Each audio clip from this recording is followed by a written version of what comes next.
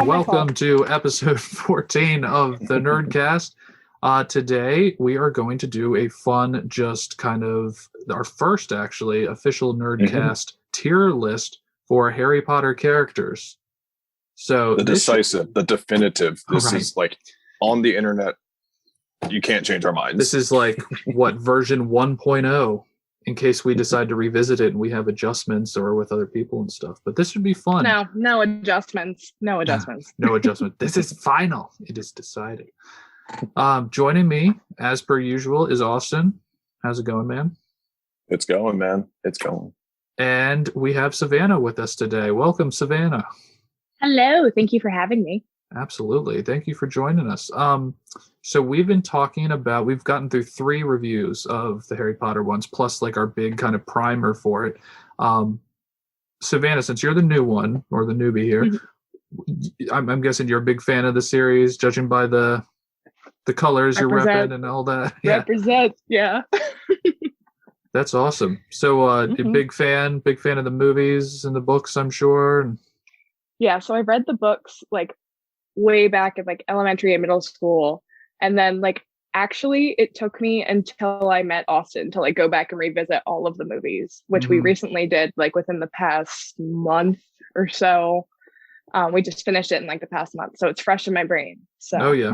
That's always a fun time. And we've talked about it a couple of times. Like, it's so nice to be able to just like sit and watch all the movies and not have to like wait like years in between like I did the first time. I don't know what's going on anymore. Just binge it all. Yeah, pretty much. So without further ado, we're going to kind of go through all these characters. I am going to pull up our tier list and boom, there we go. Tier list. Haha. All right. So cool. We are going to just, I'm assuming you all can see this, right? Just check in. Yeah, I see that and I see you, Spencer. I don't see Savannah. Wait, hold on. Maybe I can. I was going to say, I think it's because we're on phones. Yep. Yeah. Oh, there she is. Or because like you have to be on like gallery mode or something like that. I can't see a screen share when I go this way. Okay, I see who's okay. So like the only way I can see the tier list is if I'm on like the who's talking mode of Zoom. Mm-hmm. Oh, okay. So I'm assuming right now, like Savannah, you can probably see me because I'm talking. Yeah. Okay. Well, we're just going to kind of use this as like a trial run, trying something new for the first time, because we're always trying to push the limits and stuff. And if it works, it works. If it doesn't, it doesn't.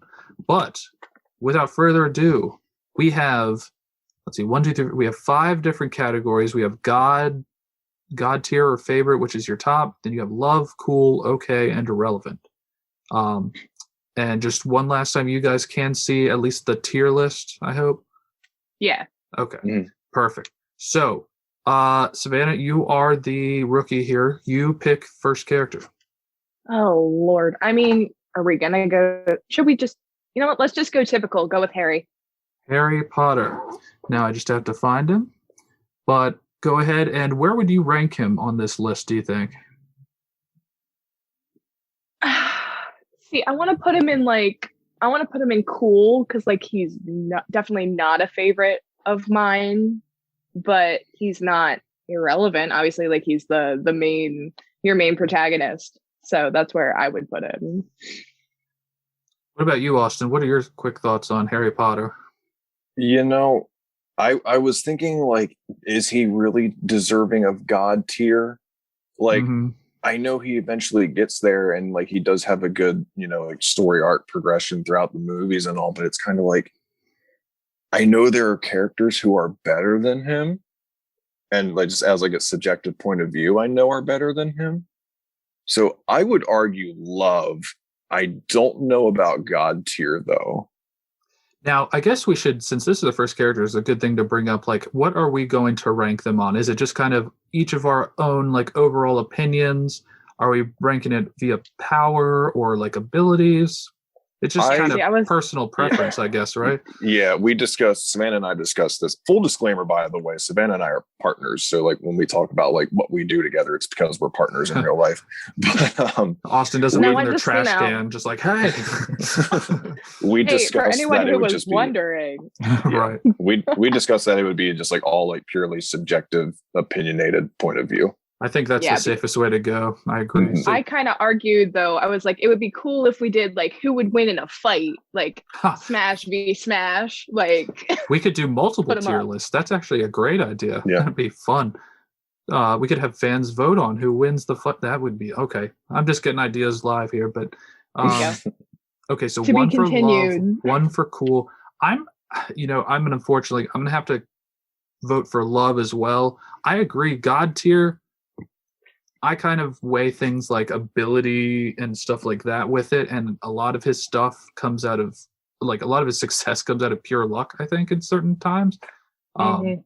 and I mean like he is quite the power force of allies behind him, kind of supporting him every step of the way. I don't think he's useless. He's definitely not irrelevant or okay or anything like that, but I think he's also not quite god tier. So I'm gonna, by virtue of math, that's 2 loves and 1 cool, so we'll put him there. I'm just gonna have to dispute just a little bit though. I'm gonna say Go for the for it. character with the most, development and the most crucial role, I guess, arguably in the story arc, I feel like he's not there for me. Like it's just like, he's cool, he has power, he's like the pivotal point of the story. I get it, but it's like there's just characters that I would put above him, and that's where I'm at. Like That's kinda, totally he's all fair. right. No, that's totally fair. I tend to agree on certain levels. On others, I don't know. Like, but that's your take on Mhm. it, and I think that's awesome. This is why these lists are so interesting. If it was just mine, it would be very boring, or if it's just like one person's. But, anyways, Austin, take your pick. Actually gonna make a request. Can we just go like down the list instead of just like picking Sure. one out single-handedly? So like let's just go to Dobby and then like go to Dean and go Okay, from there. fair I feel enough. like that's Probably the best. easier. We're learning on the fly. Dobby is next. What do you say about Dobby? I'll start with Dobby though. He's that like pestering, like nice guy. He's kind of like, I don't want you here, but I'm glad you're here because you're trying to protect me. You have the best of intentions, but you're also kind of screwing me at the same time. Mhm. So like I do love him. I do think he's cool. He's definitely not just okay. And it's not like the ending makes up for him not being okay or anything. I wouldn't go any lower than cool, but again, not god tier. So you're kind of in the love or cool area, is that right? Yeah. Pick one. I'm like right in between. I would say cool, Cool. I guess. Yeah. So Dobby's starting at cool. Savannah, your opinions on Dobby?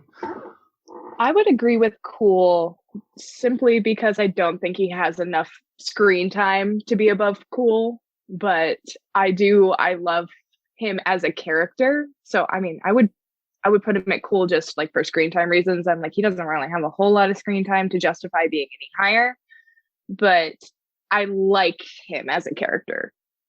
Like, okay, so I guess like would be on par with okay or cool. Where would you think? I mean, higher or lower? We'll do this like an eye test. Better like or worse? I'm the person who always likes to go higher, so we'll go with cool. All right, so that's pretty much 2 cools. Okay. I think that averages out because I was totally going to go god tier with Dobby, but I'll leave him at cool. Ooh. No. If you think he deserves a love spot, no, like I said, I don't well, go I think lower than cool. I think you guys probably even him out at cool, and I can see why. He technically, besides getting kind of like sucker punched by Beatrix or Bellatrix Lestrange, however you pronounce her name, I think other than that, like he really could have like taken anybody. Like house elves are so powerful, it's kind of absurd. They're one of like the most OP creatures in this world, and I don't know, like his kind of quirky like humor and stuff like that totally landed for me. I'm all about that kind of. I don't know. I feel like he kind of reminds me of like if you were gonna like compare this to on like breeds of dogs, I feel like Dobby is like the toy poodle of the house elves. Like, the Bichon Frichon. they'll still like bite your face off, but he's in the toy dog category. You're right. I mean, definitely. like he is kind of just like a lovable little idiot goofball, but he is kind of capable. I don't know. You said it best. Put him in love. Just do it. Are you sure? Yeah, just put him in love. Okay. All right. Dean. I'm sensing a theme here. Dean Thomas. Okay, so Dean Thomas for me, because you just don't get much of him, I'm going to start him off in okay. And I don't think there's much else to really go into that, to be honest. You know, he's a cool side character. He's kind of there a lot, but he doesn't do a lot, in my opinion. What about you? The most relevant thing he does is like later on, and that's like he dates Ginny for a little while, but like he's never really like name dropped or like play any significant part up until then. He's one of the 5 Gryffindor boys, I think, in Harry's year, if I'm not mistaken. That's really like his biggest claim to fame, other than dating Ginny, I think, like you said. Yeah, I would like, just put okay. He's there. He's kind of like forgettable because he doesn't get name dropped all the time. So yeah, I don't want to say he's completely irrelevant because I'm sure like just, you know, there's a lot of like reading between the lines here, but you know, just by virtue of them being in the same like sleeping or area over a 7-year period, I don't think he's completely irrelevant per se, but at the same time, like he's just, I can't really justify putting him any higher compared to some of these other ones. I'm sure he does something. I'm just not exactly sure what. Well, he just has like a lot of like, he's like in a lot of conversations. Like he has like one point to add to a lot of random conversations that are had throughout, but he never like does anything. I was gonna say, is he like your random, yeah, guys? Like yeah, pretty much. He's what I think a lesser, you know, storyteller would have made like Neville Longbottom, but I guess they had so many good characters that he was just kind of like reduced to nothing. Like he wasn't even like a, what do you call it, like a pyromaniac like Seamus was. That would like, that stands out for me for him a little bit, but I don't know. I'm kind of wandering here with my thoughts. I shouldn't dwell on Dean Thomas that much. Savannah, because no one probably has. Start us off with Hagrid. Oh, Hagrid. See, this is hard because my opinion on Hagrid kind of changes throughout the, you know, the story arc. I love Hagrid in like the first 3 movies because I feel like he's pivotal. He's there for our like trio, and like he's really just like that guiding voice the whole time. But like he just kind of, I don't want to say he loses it in the second half, but like it's kind of just, it's more focused on the 3. So like we kind of lose Hagrid a little bit in there, and I'm just like, but come back. So I would put him in love because I do love him in the first 3. I just wish he was in more. I could totally get behind that. Austin, what are your thoughts on Hagrid? I think I know where you're gonna go, but you know right where I'm going. Go ahead and put him in God tier. I'm with you. Cha-ching. Like, oh my God, how could you not? He's the BFG, the big friendly giant. Like, we wouldn't have Harry if it weren't for him. In my mind, I think of like just the beauty of like he shows up with Harry in the very first scene of the very first movie to like drop him off at the Dursleys. And then like when Harry is dead and all the Death Eaters and Voldemort are walking on or marching on the school, and Hagrid's just in chains carrying Harry's limp body. Oh yeah. And the trauma like on his face is just and they get a little hug at the end, and it's just perfect.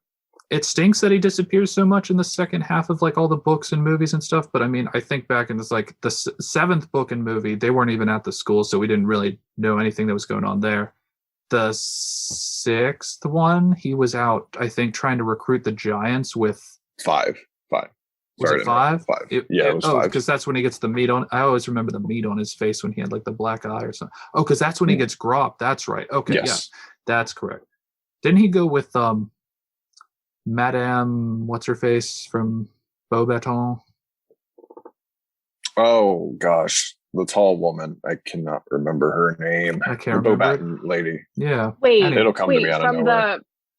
From the other school. Yeah, I know what you're saying. I'm trying to remember her name. Hopefully she's not on this list because I'm gonna butcher. I got it. Madame Maxime. Maxine, that's right. Yep. All right. Okay. I think we may just have to go ahead and put her in irrelevant by default. Right. What was if she's on name? here, we'll just do that. That's Hagrid's girlfriend. We can't do her like that. Oh jeez. All right, so Fleur Delacour. I don't know who I was on, so just somebody jump in. she's like not irrelevant, but she's like she's just okay. Like she really is. she kind of just gets shafted throughout the entirety of Goblet of Fire, and then randomly shows up as Bill Weasley's wife at the end. But it's kind of like there's like no connective tissue. Yeah, like I don't even remember how they met. It's like, and she married Bill. Right. Hi, I'm Domhnall Gleeson. Yeah. What's up? Yeah, just going off the movies. It's like you're just kind of here at the end. But like, she's one of the 7 Potters by the end, which is kind of cool. But like, it's not really enough to like redeem you to be a cool character in my mind. But like, I feel bad for saying irrelevant. But she's not totally irrelevant. She does like, she is one of the fake Harry Potters when they leave Privet Drive in 7.1. She's, and she marries a Weasley. There's some merit in that, I guess. I'm going to throw a monkey wrench in here. I love the idea of Fleur. I don't love how she's, I don't know if I want to say like portrayed, but she's just like on track. I mean, foreshadowing with something else I'm probably going to say later. She's like on track with like Luna in my mind. I very much group them together. So like, I think that Fleur is just a very pure-hearted and just one of those like likable characters. So I don't think she's as irrelevant, but it just stinks because like she doesn't get a lot of screen time. Like, it is really unfortunate that you can't like spend any more time with her. And in the movie specifically, I remember in Goblet of Fire, that's like supposed to be her biggest one, and she like was. Other than the dragon, I think she managed the dragon okay, but she was kind of inept in all the other challenges. Like, she didn't even finish the second challenge. With the mermaids and stuff, and Harry ended up having to save her like special person or whatever. So I don't know. Yeah, I'm definitely not irrelevant, but certainly not that special in terms of all this that we're talking about.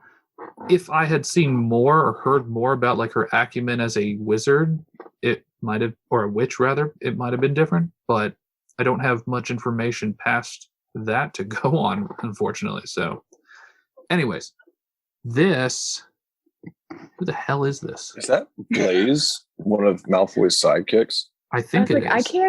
I can't if see it is, how just small put it him in is. irrelevant. Irrelevant. Yep. No. Yeah, if it's Blaze, it's just irrelevant. Yeah. I think you're right. Rita Skeeter.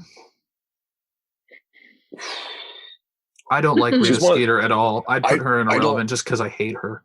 But see, like she's not as bad as Umbridge, but she's like on the same page as Umbridge, where it's just like, I love that I hate you. She's like the Wizarding World's Fox News, and I can't stand it. So true. I wouldn't put her in irrelevant, even though I agree, I hate her, but I wouldn't put her in irrelevant just because I think she's more important to the story than irrelevant. Like, yeah, I tend to agree with that point. Oh man, yeah. So wait, what do we have? We have okay. Who's voting? Austin, what are you? I'll be an okay. You're an okay. Okay. What are you voting, Austin? I'll be a cool, just like I said, because like Umbridge, I love to hate her. And I put her below irrelevant, so okay, it is. Yeah, okay. Put her below irrelevant. There's not a sub tier, just like a basement level. She does like so much slander at the end about Dumbledore and all that. It's just kind of like, I'm not about that. So yeah, okay. But you're not irrelevant. Part of this is like my literal, like, if this person, like acting like this person was real life, like, screw this person. Okay, I think we're on Professor Trelawney now. I tend to put her in like okay as well. I don't know. It stinks because Emma Thompson is amazing, but she's what makes that character amazing. And other than that, I don't know. I mean, without trying to offend people, I would almost put her in irrelevant. Just because I think she's down there, yeah.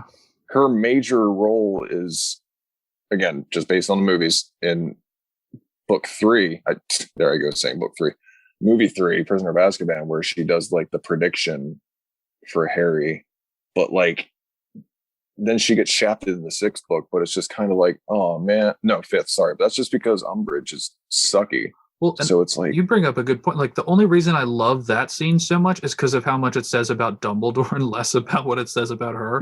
Like I was actually on Umbridge's side. I was like, yeah, she sucks. Get her out. She's kind of Right, this like, she's hobo like a living in the terrible tower teacher. up there, just like Yeah. sipping on like, tea and all sorts of hallucinogens. I don't know. I feel What do you bad think, for saying Savannah? irrelevant. What are your thoughts on her? I mean, literally can't remember much about her, so that by default puts her in irrelevant for me. So, like yeah, let's put her in okay just because we actually remember her name, but that's about. I mean, that's the most we could say about her, unfortunately. So Savannah, not like, wait, who is this? Yeah, right. Take it away, Savannah, with Ollivander. Oh, Ollivander. I'm gonna go with just okay on this one too. I'm now sensing a different theme here, but like, no, you know what? Go with cool, because he's kind of that character where I'm just like, I didn't really thought you were. I didn't really thought. Wow, that's English. I didn't really think that he was much more than just like the wand guy. So like just going off of that from like the first book, like, you kind of just like, oh cool, he's the wand guy who like does all the wands for all the students. Like that makes him cool. But then like finding him later in the story arc, I don't want to say he like feels thrown in, but like it feels unnecessary. I was cool with just knowing him as the wand guy. And that would have made him cool in my book. So, you know what? Now I'm like changing my mind. I'm like, cool, okay. Somewhere in there. I'm one of those purists who I would put Ollivander God tier, and simply because he was one of like two like great wand, I don't know about makers, but like wand, like kind of what is the word I'm looking for? Like experts, wand experts, for lack of a better term. Like I think in what was it, book 7, the reason he ended up in prison with them is because like Voldemort was trying to figure out how to like work this like whatever the wand of power, what do they call it, the Elder Wand. The Elder Wand, thank you. God. The Elder Wand, they were trying to like figure out like, how is this going to work, like how is that all gonna like transfer properly. And it was like him and the guy who worked for like Grindelwald, I forget his name. Oh, but anyway, gosh, Gregorovich. Wow, that was a great pull out of thin air. And I love John Hurt. John Hurt is great in this. He's great in V for Vendetta. He's great in Hellboy. I love John Hurt. So that I go high with him. But what about you, Austin? Are you going to thread the needle? Well, I have to apologize for something, because as a kid, I thought Ollivander was a woman for the longest time. And then my mom, no, seriously, I was convinced it was a woman. My mom, I like said that, Ollivander is a woman one time. And my mom was like, that's a man. I'm like, so I have to apologize because I'm saying that. You there, old woman. I'm a man. Because I'm saying that, because I'm apologizing to John Hurt and Mr. Ollivander, Love. Okay. I think it's 2021. They can be whoever they want to be. Let's be real. We'll put him in love. I think that threads the difference. And I think God tier, it should be more exclusive anyway. So yeah, love is probably a great spot for him. Okay. I'd say I put him in cool, so that works for me. I'm gonna also filibuster this one for a second. I'm putting Hermione Granger. I'm starting her out in God tier. Go ahead, Savannah. What is your thought? I relate the most of all of the characters with Hermione, because I mean, yeah, I'll call myself out. I'll put myself on blast. I totally was that like teacher's pet in school. Like I related with that. So like as I was reading the book, I was like, yeah, I would do that. And then I'm like, wait, that makes me uncool. Never mind. So, I mean, I related with her a lot and always was like, you know what? She's always trying to do good. She's really smart. Like, yeah, she's kind of a, smart ass at times, but like that's her. So she really, like, if I keep thinking about like all the times they would have all died, like not just her, but like tons of people would have died if she didn't like know what she was doing, even from like a very young age. I attribute so much of the main three's success to Hermione, so much. But what about you, Austin? What are your thoughts on my placement? Yeah, I'm with you as far as like, contributing to the trio's success goes, because like Hermione, I think, has the most like relatable arc or the most realistic arc where it's just like you go from this like intelligent but like awfully bratty child by the end of it is like pretty humbled and has really mellowed out as far as like being the bossy know-it-all. And it's just like, no, like we are a unit. It's not just about me, like overpowering you guys with my intelligence. But I mean, oh, that punch to Malfoy is just perfect. Yeah, God tier. I was going to say, and the fact that she is kind of the Princess Leia of this franchise, and Princess Leia did not take any crap from the men around her either. And she's a very strong woman as well. And like much more capable than a lot of the people around her who were like talking down to her the whole time. So yeah, no, I adore Emma Watson. I adore Hermione Granger. So for that reason alone, I think I'm going to put that there. And Savannah, I think you said something earlier about Luna. What are your thoughts on Luna and where would you put her? See, I'm one of those Luna lovers. She's up there in God tier for me just because I really feel like, I mean, I don't know if this is so much a hot take, but like her and Harry just work so well together. Mm-hmm. And like I really feel like it would have been set up well. Like alternatively, they could have ended up together. But like they were that like outcast, they were like I don't want to say like the true outcasts of it, but like they were like, oh, you hear that? I hear that too. Like you can see them because you've died. Like, it's like it's kind of that same like nurturing role that Hagrid had taken on in the beginning, but at like a much more like a younger and more personable level, like friend to friend, instead of being like, this is my mentor. It's like, this is my friend who's truly trying to help me out. And it's such a clutch time too, like books 5 and 6, when she really is like on the forefront. Like he was in such a dark place and by himself and all this stuff, and she just like perfectly like pleasant little lady walks up over to him and is just like, oh yeah, you can see them too. He's like, yeah. He's like, how is it I see them all of a sudden? Oh, because you, like you said, you've seen somebody die, and so have I. And she's just like, yeah, but it is what it is, and just kind of like bringing it, like kind of humanizing it more, not making it seem so scary for Harry. As weird as that rhymes. But Austin, what are your thoughts on Luna? To quote our savior Batman, well, not a direct quote, I'm actually going to change it a little bit. Luna is the friend that Harry both deserves and needs right now. And I will forever defend that Harry and Luna should have like ended up together in the end.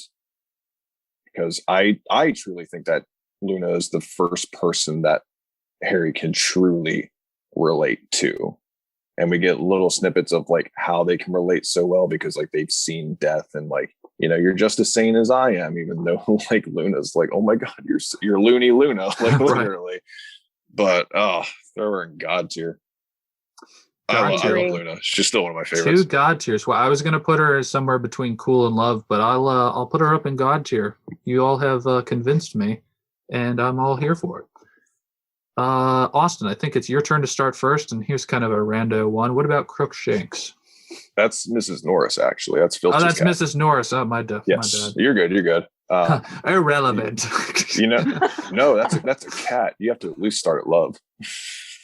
I don't know. I'm a cat lover, so I'm like truly biased. But like, I should say Norris, I'm an animal person. I like all animals. I'm not one of those sure, but false like, choice. I'm like, but dogs are better.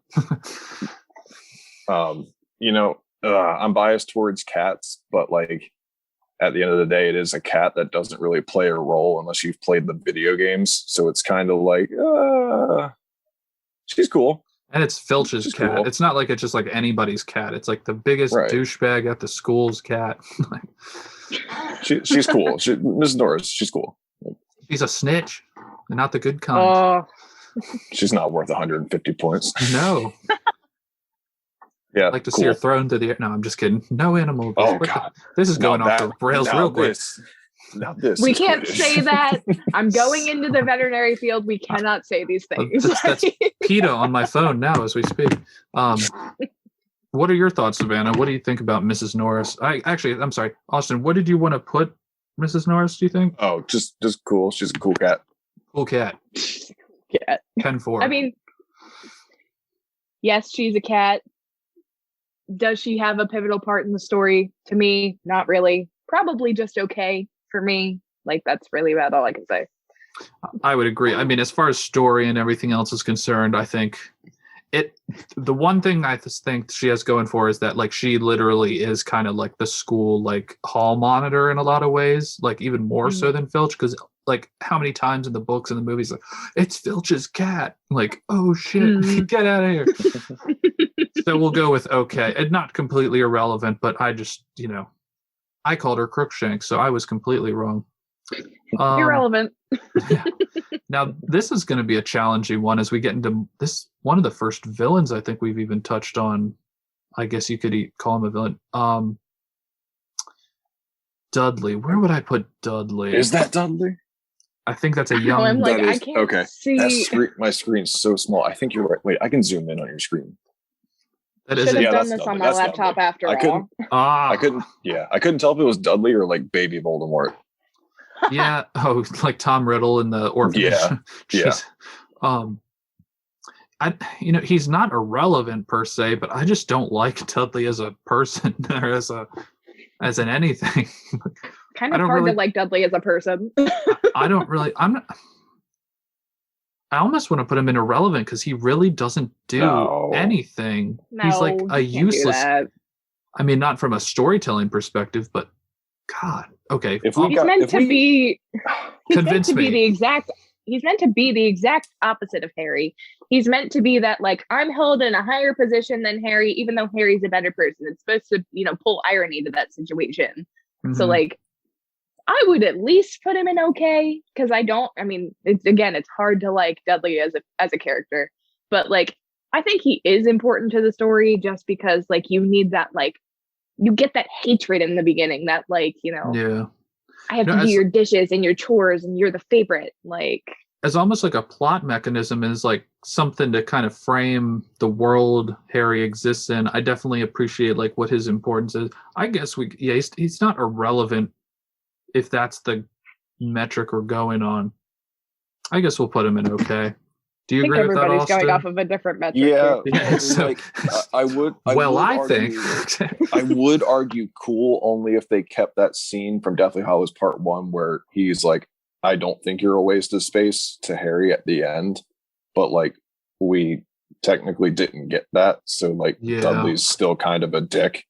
So like, yeah, he's okay. Yeah, he's definitely my least favorite of the three of them. Like, I think the part was written great, acted great, all the other stuff great. It's just like, as a character, it's kind of like on the level of Umbridge, where it's just like, I just don't like you. I don't know. Maybe but it's like just, you don't love to hate Dudley. You're like, no, I hate Dudley. Yeah, I just wanted to punch him in his face as a little kid. Just like he was that kind of like he was the traditional bully and like school bully. I don't know. I was glad he went in with that snake. So yes, still one of the best like fan servicey type of scenes ever. It's fantastic though. I will say yes to fan service at that point. Oh yeah, 100%. So Nearly Headless Nick, or I think his full name is like Sir Nicholas de Mimsy or something. Nearly Headless Nick. Headless Nick. Nearly Headless Nick. I'm tempted to put him in Love just because I love John Cleese so much, but I agree. I was gonna say, just like, how can you be nearly headless like this? Just that alone sells me on Love. Like, just like all the like, he's definitely a bigger character in the books, no doubt. But I don't know. I wish there was more of him, but I guess on some level, it's like how much story is there for a ghost, like in this world and with the actual story they're trying to tell. So I don't know. That's my problem with the movies, is that like he's not as big. I say one of my problems with the movies. My problems with the movies in pertaining to this character, he's not as big in the movies, and that's why automatically when you said that I was kind of like irrelevant.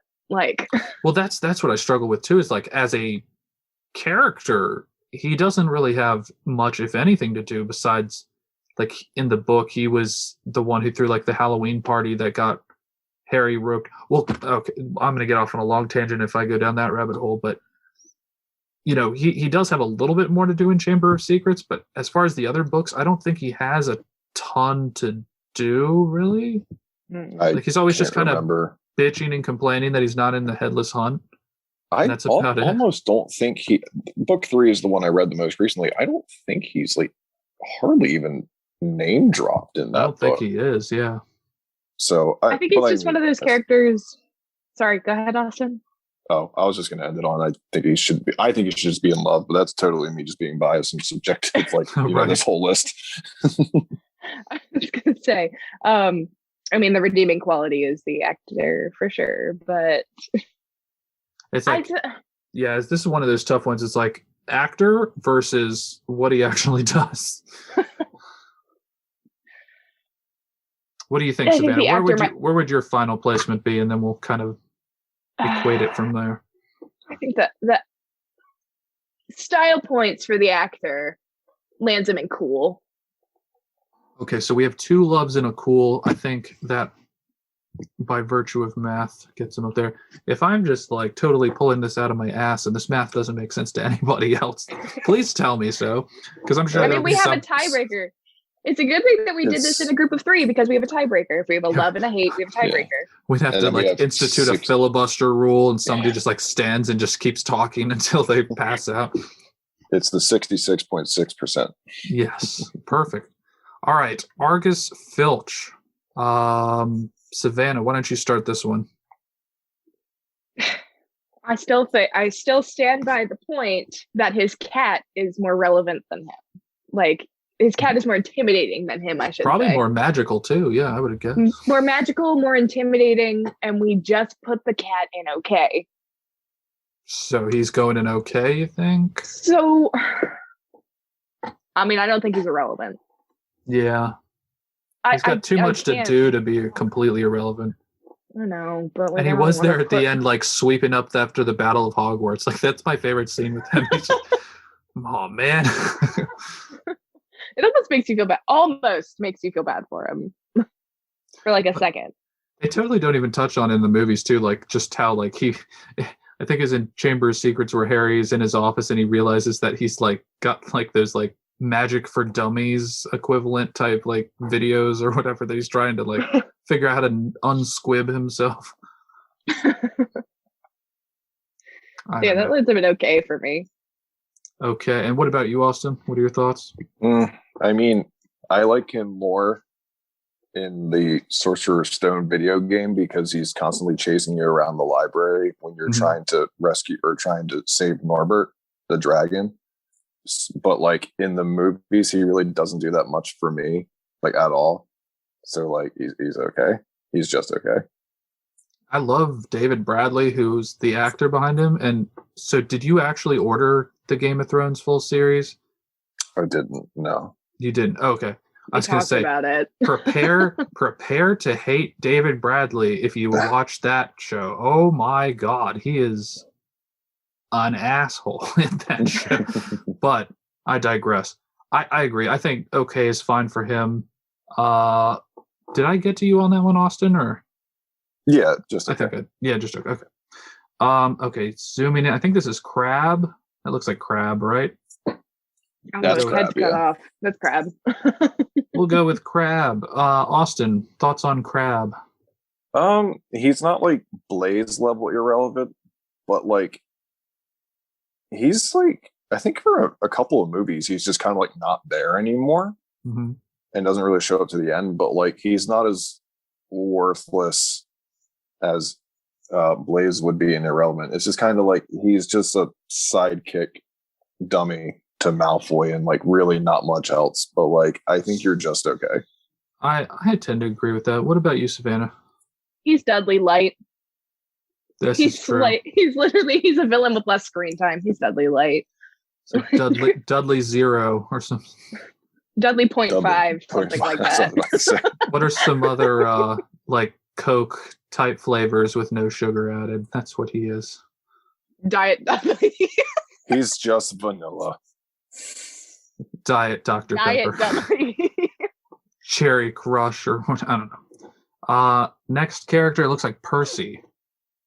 Irrelevant. Irrelevant. Yeah. Irrelevant. I hate Percy. He doesn't Just do hate anything. Percy. He's just a stooge for Fudge in the 5th book, and other than that, he's just kind of up his own ass the whole time. Doesn't really do It's much. not even he's up his own ass. It's just like he's got a stick up his own ass, and like it never leaves He the does. entire time. But he's like trying to be Bill the entire. Was it Bill? Bill was the head boy, right? And Charlie was Yes. the Quidditch player. Yes. He was Mhm. really trying to be like kind of like a better Bill, I guess, and just really. Yeah. I think he took a lot of gumption to what people said about his family being like so into like Muggles and stuff like that. But Yeah, still, he's just literally didn't do anything. Yeah, he's literally a follower, not a leader. There's nothing about you that kind of redeems you. And unfortunately for that actor, he just kind of comes across just visually as like stuck up his own ass anyways. But anything to add to that, Savannah? If we're gonna put Crabbe in okay for being a leader or a follower instead of a leader, like shouldn't he be an irrelevant then? Going back to that for a second, I'm like, if you're gonna say he's a follower, not a leader, we should put Crabbe in irrelevant. I'm Just fine with saying. putting Crabbe in irrelevant. Do we have the votes to put him down? I'll put Crabbe in irrelevant that's now. Fine. That's fine, I guess. Yeah. Goodbye, Demoted. Crabbe. But like I can't put Percy any higher. Like I just can't do it. I'm kind of with you. Did you have Noted. anything to finish on that, Savannah? Any final thoughts? Or I mean, literally just forgettable. That's it. now this is going to be an interesting one. This looks like Lily Potter? Yeah, right it here. is. Lily Potter. Where to put her? Oh boy. Does anybody want to just jump in on this one? Because I have to think on this one for a second. I know. I'm like, can we take a moment of silence? We Right. can let's just move on because like I'm having F's in the chat. I'm having internal debate on my own. It's just like I don't know yet. Let's just I'm gonna make a call on this right now, and this will probably trigger some people, but I'm just gonna go with God tier. I'm triggered. I was gonna say, I think we're gonna have to come back and talk about that one. I think because just by virtue of like what everybody said about her, she was nice to Snape when all the other Gryffindors were being little shitheads. Just like everybody talks about how like wonderful besides Petunia and Vernon, like everybody just adored her. She seemed to have been like a very, very smart and capable witch who just happened to be on like Voldemort's ultimate shit list right there at the end.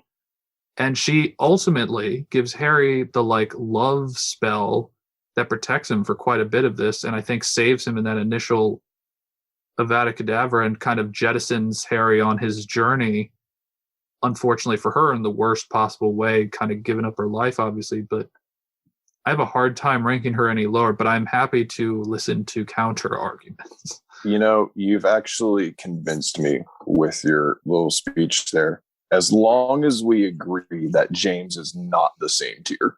No. Okay, No. thank you. No, Thank you. Then I'm. I saw I'm a happy meme with that today. placement.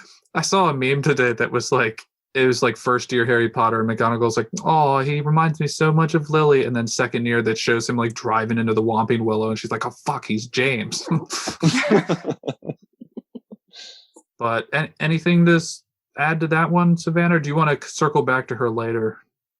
You know, it's just, if I'm going off of the logic that I've been going off of this whole time, which I don't think I should veer from. Consistency. Consistency. Something we all need more of in our lives. For sure. She doesn't get the screen time to be as likable as everyone says she is. Like, you know, you always hear like, oh, Lily Potter, she's so great, she's so wonderful, and like obviously, you know, like Snape had a whole thing, but like I just don't like her enough. I don't think, like, I don't really trust, I don't know if I don't trust it, but it's like, you know, everybody just saying like, you know, she's so great, she's so wonderful, like where's the back it up to that, you know, where's the back? I can't speak today. I'm with you on most days. Like I can't even. I was gonna say like where's the beef? Where I was literally gonna say that. Where's the sustenance to that statement? You know, I think it's in kind of the like just the subtext of the fact that she did like, you know, she didn't have to. She could have very well just been like the, oh God, what's her name? Millicent Bulstrode or like those kinds of people like in Slytherin who were just like always like fawning over Draco and like every dumb thing he said or did, they were like, oh, he's so great. But she was like, no, you little assholes, to James and Lupin and Sirius. Like, stop being such dicks to this kid. Like, he's my friend. He's in a different house, but I like him, as a friend. And I don't know, that kind of stuff is, for me, okay. I put that like way at the top. And because like it was so, I don't know, I could go off on a very long tangent. Her kindness, in my opinion, I think like stretches and extends well and far into the deep undercurrent of like the universe that we are sort of presented with in, just so many ways. But again, I could go on like I could write a thesis paper on this. Oh gosh. I think she's definitely the good in Harry. I will say that. Mm-hmm. Like, anything that like Harry's like, I have to save my friends, all of the Gryffindor, I don't want to say all the Gryffindor, but like a lot of that Gryffindor quality, I think comes more from Lily than James. So. I would tend to agree with that. I think just besides maybe his looks and some of his aptitude for being a troublemaker, I think a lot of the best parts of Harry come from his mom. But we'll circle back to that one, maybe, if not this episode, maybe on a future one where we have other folks in here, or, because I think there's a lot to be discussed about her character. I'm kind of curious to... Go ahead. Do a character digest of literally just Lily. Like... Nerdkast is now an official Harry Potter deep cuts machine. We're just going to, like, go through every piece of text and scene and just chew it all up. All right, sit down with the book in front of me for a second. You joke, but I've literally got all of them on. But man, I digress. All right, going from one of my more liked characters to somebody who just annoys the shit out of me, I'm gonna just drop Moaning Myrtle into irrelevant while you all discuss. Yeah. I do not like Moaning Myrtle. I get what she's there, but come on. I don't either, and I'm with you. I get why she's there, but to remember, calling back to our Chamber of Secrets talk, I hated that like Ron was like the butt end of like all the comic relief and everything, and like all Moaning Myrtle did, I feel like, is kind of like from the start, kind of like feed into that unnecessary comic relief, and it's just like, I don't like you, and like, why did we bring you back in the fourth movie just to like look at Harry's dick underwater? Like, you just don't need to be there. I forget, correct me if I'm wrong, she tells Harry in the final movie about the siren of Ravenclaw or whatever, what is her name? No, that is when they're the diadem. The diadem. Yeah, Ravenclaw's diadem. Luna throws that out there. She's like, well, there's always... But Harry has to know where to find her. Does he just goes straight to Ravenclaw Tower at that point or something? Luna tells him. She's like, because you have to talk to someone who's dead, and then like they talk to Rowena Ravenclaw's sister. Right. Ariana. I'm trying to. I think you might be right. I'm trying to remember though. Did he know where she was though? Like Luna told him. Luna did. Luna did know where she was. I'm kind of with Spencer on this one. I feel like Myrtle was involved in that too, and maybe I just haven't seen it enough. But like, no, Moaning Myrtle was not in the both seventh movies. I'm trying to remember. I could be completely wrong. I'm very curious now when I go back to reread the book. It's been like 10 years since I read book 7, so I'll have to retouch on that. No. But in the book, as for rankings and everything, do you like her at irrelevant? Do you want to push her up? She's really just a plot device to me in some ways. Yeah, I have no real emotion towards her, so I guess that makes her irrelevant to me.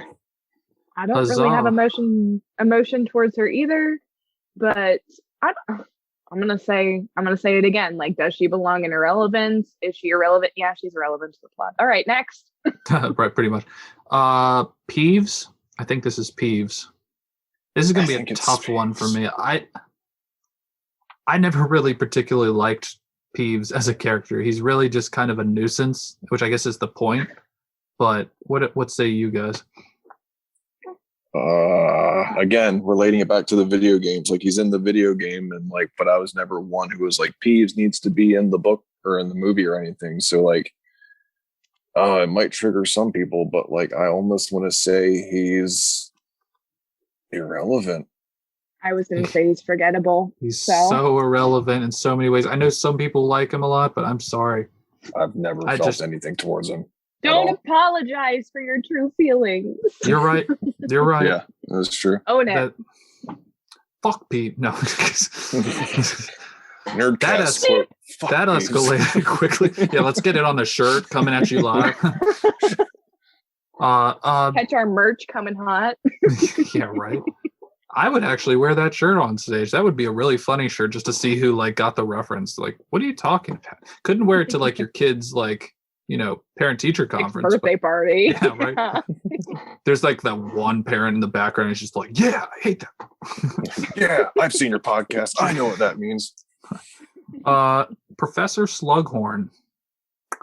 I am struggling to put him between love and cool because I love Jim Broadbent and I love this character and kind of what he does and what he means to the story.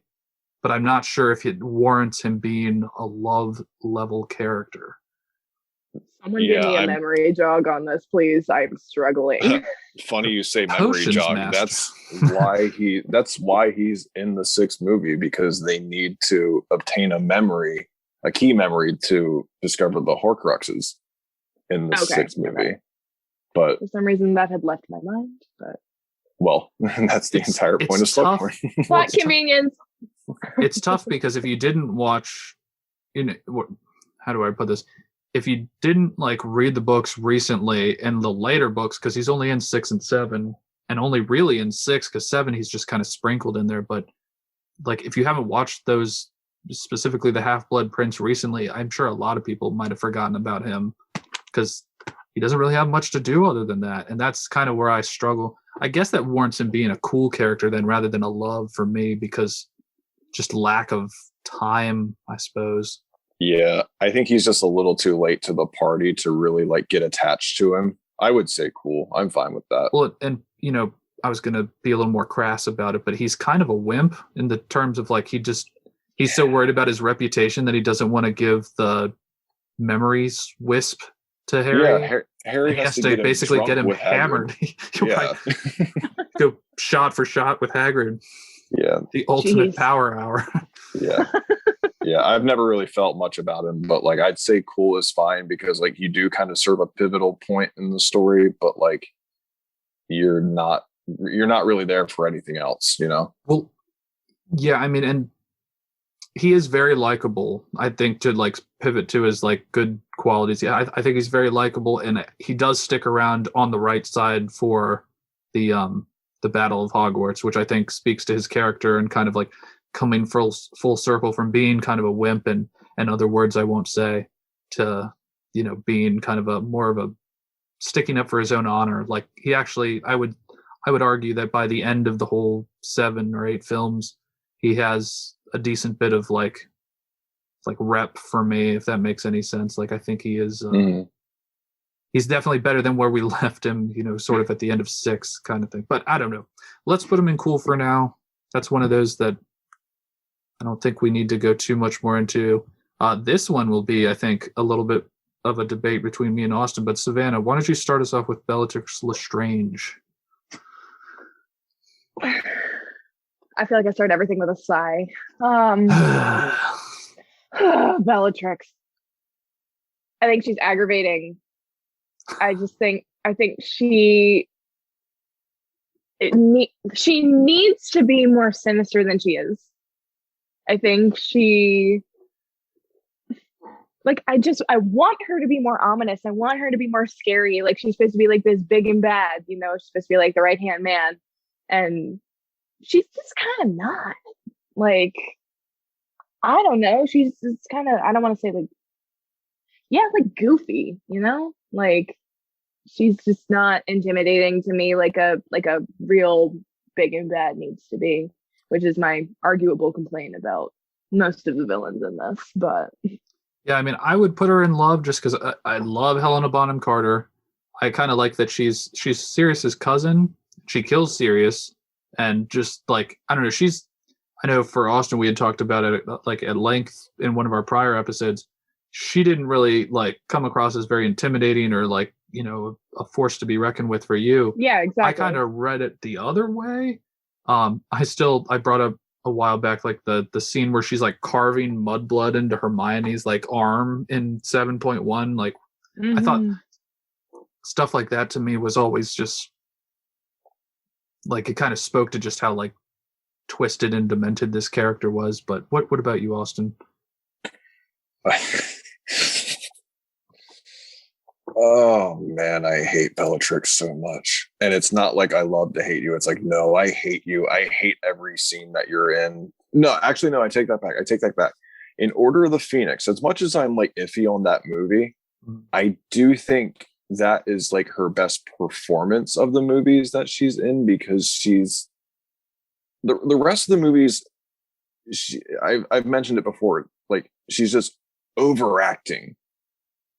Not overreacting, just overacting. I hate like the slithery like whisper that she like does throughout the movies, and it's just like I hate how she's like, I get she's meant to be like twisted and like mentally unstable or whatever, but it's just kind of like I don't like watching you be that way.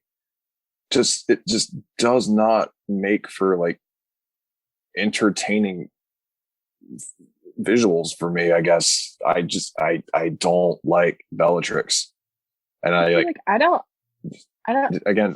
Sorry, Savannah. I'm sorry, Savannah. It's just like, no, you're good. The villains again do not sell me on the intimidation factor, other than, and we'll get to him, Lucius Malfoy. Like he's the only villain where I'm like, dude, I fear you, but everyone else is just kind of like, you're just making me laugh.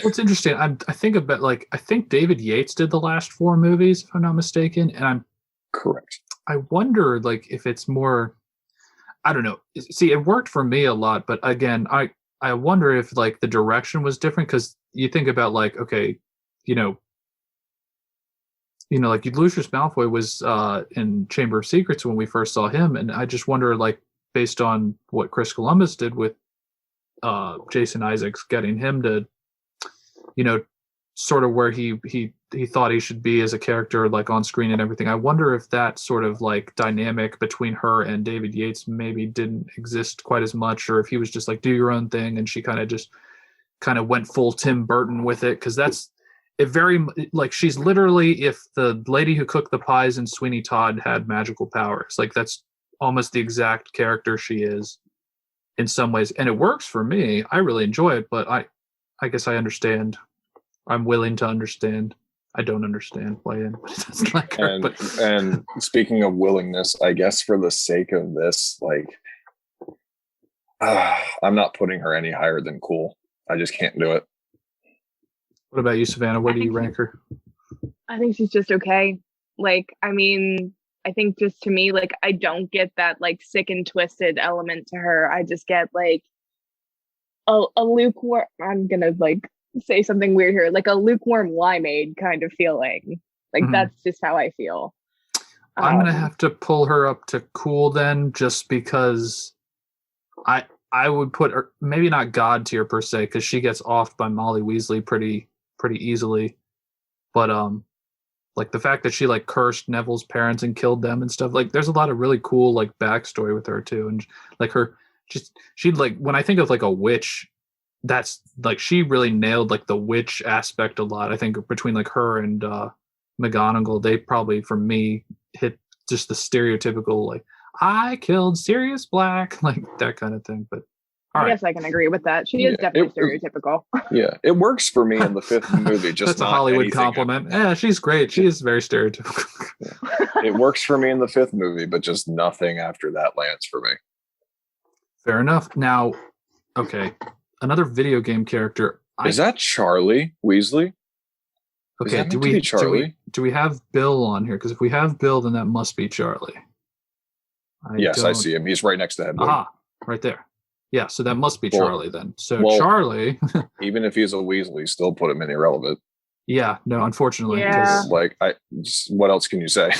Like, didn't really It's do just- much of anything. Very inconsequential overall, unfortunately. I think he's a very interesting character potentially, but they certainly didn't explore that. And we can only go off what the final products were. Do you agree Yeah. with that, Savannah? Or? Absolutely.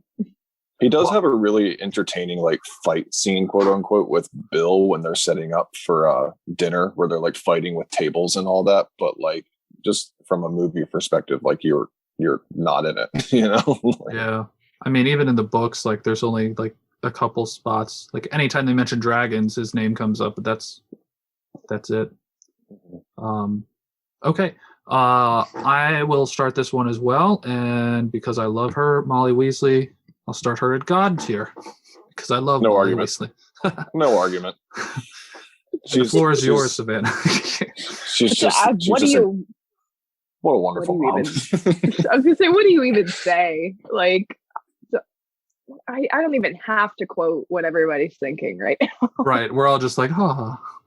We all just want to go to the Burrow and get on one of her like comfy ass, like itchy ass sweaters and just, just hang with the, what is it? The troll? No, not the troll. The ghoul. The ghoul in the attic. Chilling with a ghoul and denoming, all that kind of stuff. Be fun. So yeah, that was easy. All right. Yeah, sweet. Cho Chang. Fucking irrelevant. Irrelevant. Yeah. Sorry, Ravenclaw. You sold out Dumbledore's army, you bitch. Well, did they? Oh, What they did They did do the Veritas serum on her, That's right. but yeah. like at the end of the day, you're still the one who did it. You're Well, and still she a kind bitch. Boo! I mean, it stinks because like she really like kind of left Harry out to pasture during the like Triwizard Ball, and then Cedric dies, and he's kind of her rebound. And I don't know, it never really landed for me well after that. I like her as a character and everything, and there's nothing wrong with her performance or anything like that, but just like strictly as a character, I don't really see much use for her. She doesn't do anything. That's where I am too. Like performance is fine, actress is absolutely fine, but it's just kind of like what your character does. It's just kind of like, I don't like you. Like you do rebound off of Cedric pretty quick with Harry because like Harry has a thing for you. What were they talking about? Like the first couple times they made out and stuff, and she's like crying and like sniffling and stuff, and he's like, "This is great, I guess." Like first girl he's ever kissed, and he's just like, I guess, wow. At least in the movie, I mean, like it's hinted that they like each other, but like if that mistletoe wasn't there, they probably wouldn't have kissed. Thank you, Room of Requirement. Yeah. The ultimate like wingman. No, the Nargles. Let me sprinkle a little of this on you. We're getting off track. The Room of Requirement, God tier. God tier for wingman tier. abilities. Oh, why didn't we put the Whomping Willow in here? I feel like it's more relevant than some of these characters. It's spiritualistically God tier. We have to do like an animals and plants tier list for Harry Potter. Like mandrakes, love. God tier. Just every one of them God tier. God. Scabber is irrelevant. Oh, why do we have to go there? This one I think is pretty easy too. I'm gonna put Sirius right up there in God tier. Oh yes. I love Sirius Black. Yeah, Gary Oldman's performance, his character. Oh man. Mm-hmm. I don't really have much bad to say about him. Like his range and just everything is awesome. I don't either. I had to ask myself, like, do I think he's God tier? Because like I know he's at least loved, but it's like, is he God tier? I'm just kind of like, but I love Sirius. Like he's that one death where I'm just kind of like, JK, you did not have to do that. You really didn't. Well, I think that might hit it the nail on the head for me is like when he gets killed, it like as a kid, I was like, no. Exactly. I didn't want that to happen. I read the like couple chapters after where Harry's like, is he really dead? Is he going to be a ghost? Is like, what's going to, I was like, please, please, please. Nope. He's gone. Yep. We were all Darth Vader at the end of episode 3. No. Did Padme survive? No. Oh, yeah. No bad dialogue for Sirius as far as I'm aware. I think some of the scenes too, like when they're at Grimald Place in, I wanted to say episode 5, book and movie 5, Attack of the crossover Phoenix. nobody needed. Right. I really enjoy some of his scenes with like Harry and just kind of like how he grew up in like this like uber like pure blood like Slytherin type family, and he was the outlier, but like for the best reasons kind of thing. I don't know. I could go on and on about that, but did I miss anybody on this one? We're both all. I think we're good. I think we're good there. Good. Lucius Malfoy. I want to put him in God tier so bad, but so do I. probably just because it's Jason Isaacs. Like, it's unfair that some of these characters just aren't played by like these like phenomenal actors and actresses. I just think he does it so well. Like, it's just like it's one of those that I love to hate you, but no, like legit, I love to hate you. Like, it's just, oh man, almost every piece of like dialogue that he says, you're just sitting there like on the edge of your seat, like, ooh, what is he saying? What is going on here? Mm-hmm. And his kind of arc is like a father and just like a person in general, like kind of he exists in the Death Eater world post Voldemort's fall as like kind of like just out of fear and everything. And just to see him like deteriorate as a person, and it's just very interesting stuff. You can really see where like Drake. I don't want to say like where Draco gets it from, because Draco's just a pawn. Like, let's be real. But like the way that Lucius parents, and like you can just see it, that like hatred and that true like malicious nature. Like you just see it. It's just there. I feel it. It's just there. Yeah. No, I tend to agree. Austin, any final thoughts on Lucius? No argument here. No argument at all. Like I loved him from the get-go. And again, I said it before, I'll try not to repeat myself, but again, I think he's the best villain out of all the villains that we get. I believe he's the best. Maybe debatable Umbridge, but like, yes. I was gonna say the only villain with a wand cane combo. Very elegant. And like the first person who's like flat out like, I'm going to kill Harry at school when he's 12 years old. Yeah. It's funny starting to look at how our list is shaping out, and I look at a couple of them, like I'd probably move Bellatrix up 1. I might move Nearly Headless Nick down 1. I'd move Luna down 1 probably, but this is a very interesting... How dare you? Don't you move Luna? Hot take. Absolutely not. But I say that because, once again, we go to this next one, and I'm just going to drop her right there. I mean, McGonagall is God. Yeah. Yep. Mm-hmm. Yep. I would not fuck with McGonagall. Transfiguration unless it was like right there. Oh man, just locomotor. Like I think that was bloody brilliant. Like everybody underestimates. Like if Harry would have just stayed with McGonagall, he would have been just like this badass with awesome magic abilities and really good manners, a really good person. Like he was like her ward kind of thing of like she was like the Aunt May or something to him. If she like adopted him, and it was like do this, do that, don't do this, don't do that. Like I wonder sideline the whole plot. I wonder how much free time the professors had, because like I would think because she was already a professor at that point, maybe she just didn't have the time to fully raise a child. But at the same time, man, what a crazy like alternate universe that would have been if Harry went and lived with McGonagall the whole time. It was basically like worked with the house elves in Hogwarts a lot, and like to try and teach him like hard work and stuff like that. I don't know. Mm-hmm. He would have been like no argument God tier for me, I think, if he was raised by McGonagall. I don't know. That's a very interesting thought line to go down. That's just something that's been living in my mind for the past couple of years. I'm like, that should have just happened. Like, yeah, if they talk about fan service, man. But I wonder how much of a story there would have been at that point, because he wouldn't have had any problem dispatching just about any of Voldemort's cronies if he had like grown up as like a. That's kind of my thing, where like growing up in like the real world, not Harry Potter world, it's like McGonagall is that teacher who was just like, if I had listened to you back in the day, like, God, I would have been so much better off now. You know, everyone I think has that one teacher where it's just like, you're strict and I really didn't like you back then. Mind you, I love McGonagall, but like in the Harry Potter world, like I know she was very strict, like by the book teacher, but like I can think of one in real life where it's just like, if I had listened to you, I probably would have done very well for myself. Well, and the final thought I'll bring up with her is like, there's that, I don't know if it's a meme or whatever, but there's like the screenshots of how, you know, Harry steps out in the final movie, is like yelling at Snape, like, how dare you? And Snape pulls out his wand and like everybody's like, oh my gosh, what's gonna happen? And then McGonagall stands in front of Harry and everybody runs. Like nobody wants any part of that. They're like, she's gonna fuck him up. But yeah, I think that's kind of a no-brainer. Yeah. This next one, however,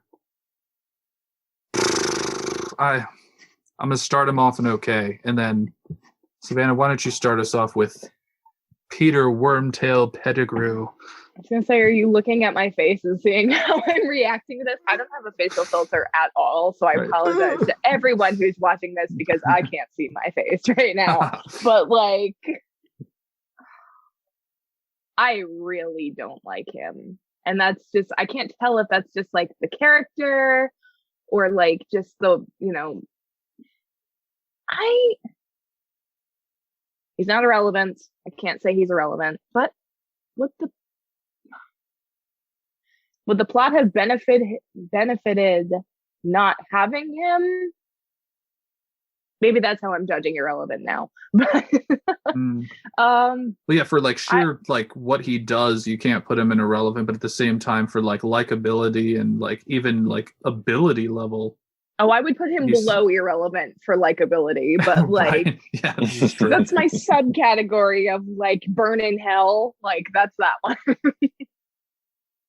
But I guess we can keep him in okay just for plot reasons. But we need, if we do another one of these, we need to have like just like a brown tabbed category that's like go after yourself. Like, I could think of a bunch of characters I would have put in that already. Doesn't belong in the franchise at all. Like, although again, like very well acted, probably the perfect casting for that role if you had to, like, since that role was obviously a part of the books and everything. But what do you think, Austin?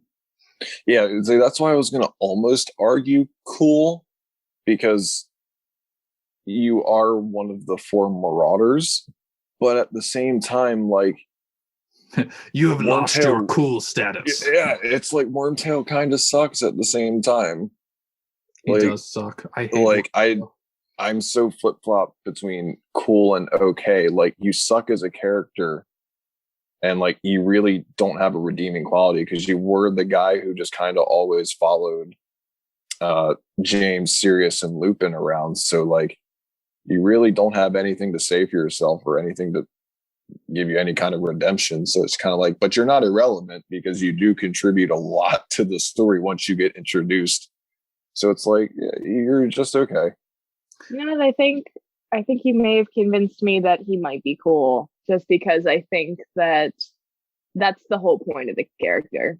The whole point of the character is not to like him. The whole point of the character is to see this like follower and, you know, the person who was always in the shadows, and then is, I don't know if he's just necessarily like supposed to be more than that when he finally like his secret's out and he's, you know, actually the man, like holy crap. But like, I think that's the whole point of the character, is just not to like him. I can be convinced to go up to cool. I think, you know, based on the actor performance, the way the character's written, everything else, I think, you know, we obviously are meant to just detest this guy, but I think from an interesting standpoint, he does make for a very interesting set of circumstances in the story and stuff. Really not a story without him in some ways. But are you okay with him being right next to Bellatrix? I mean, I'm fine with this. I mean, I'm fine with it too. I think he's okay. So I look at it as, I look at the line above him, and I don't like him with those characters. Right. I actually like Bellatrix up there, but that's beyond the point. I look at the characters below him, and I think he is more interesting in stuff than they are. Yes.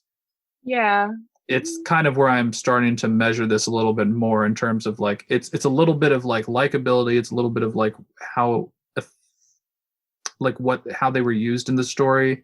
And then also a little bit of like ability level, but I don't know.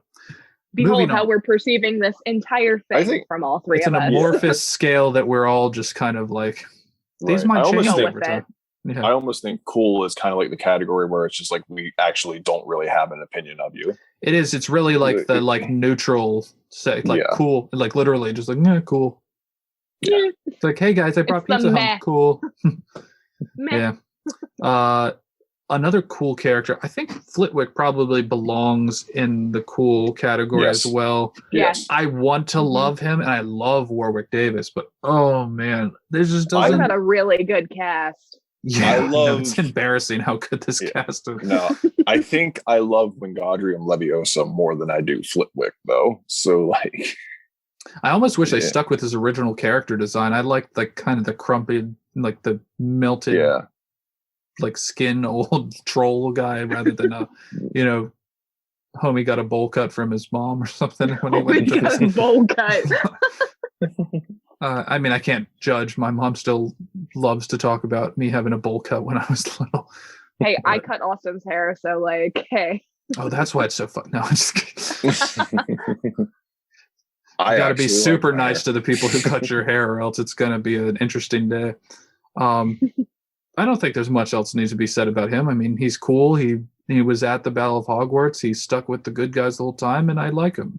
But there's Yeah. not much past Yeah. that. If we're going solely on actors, he would probably be God tier. But what are we going to do? Through that. But I Now- mean, clearly this is not a list of actors. And speaking of God tier, we're just going to throw Dumbledore up there. I don't think there's much to talk about on that one. Yeah. Yeah. No, I'd put him in love, honestly. I would. Really? Wow. Yes. I think Dumbledore, his whole plan throughout the 5th movie, where he's like, maybe if I distance myself from Harry, and then by the end of it, he's like, no, that was definitely like my mistake. I shouldn't have been there the whole time, because Voldemort was even more tempted to get to your head because you were so vulnerable. It's just kind of like, I don't agree with everything Dumbledore does. And I don't really think he grows to really respect Harry and love Harry to like the tail end of the 5th movie. Hmm. I Yeah, completely I agree on mean, that.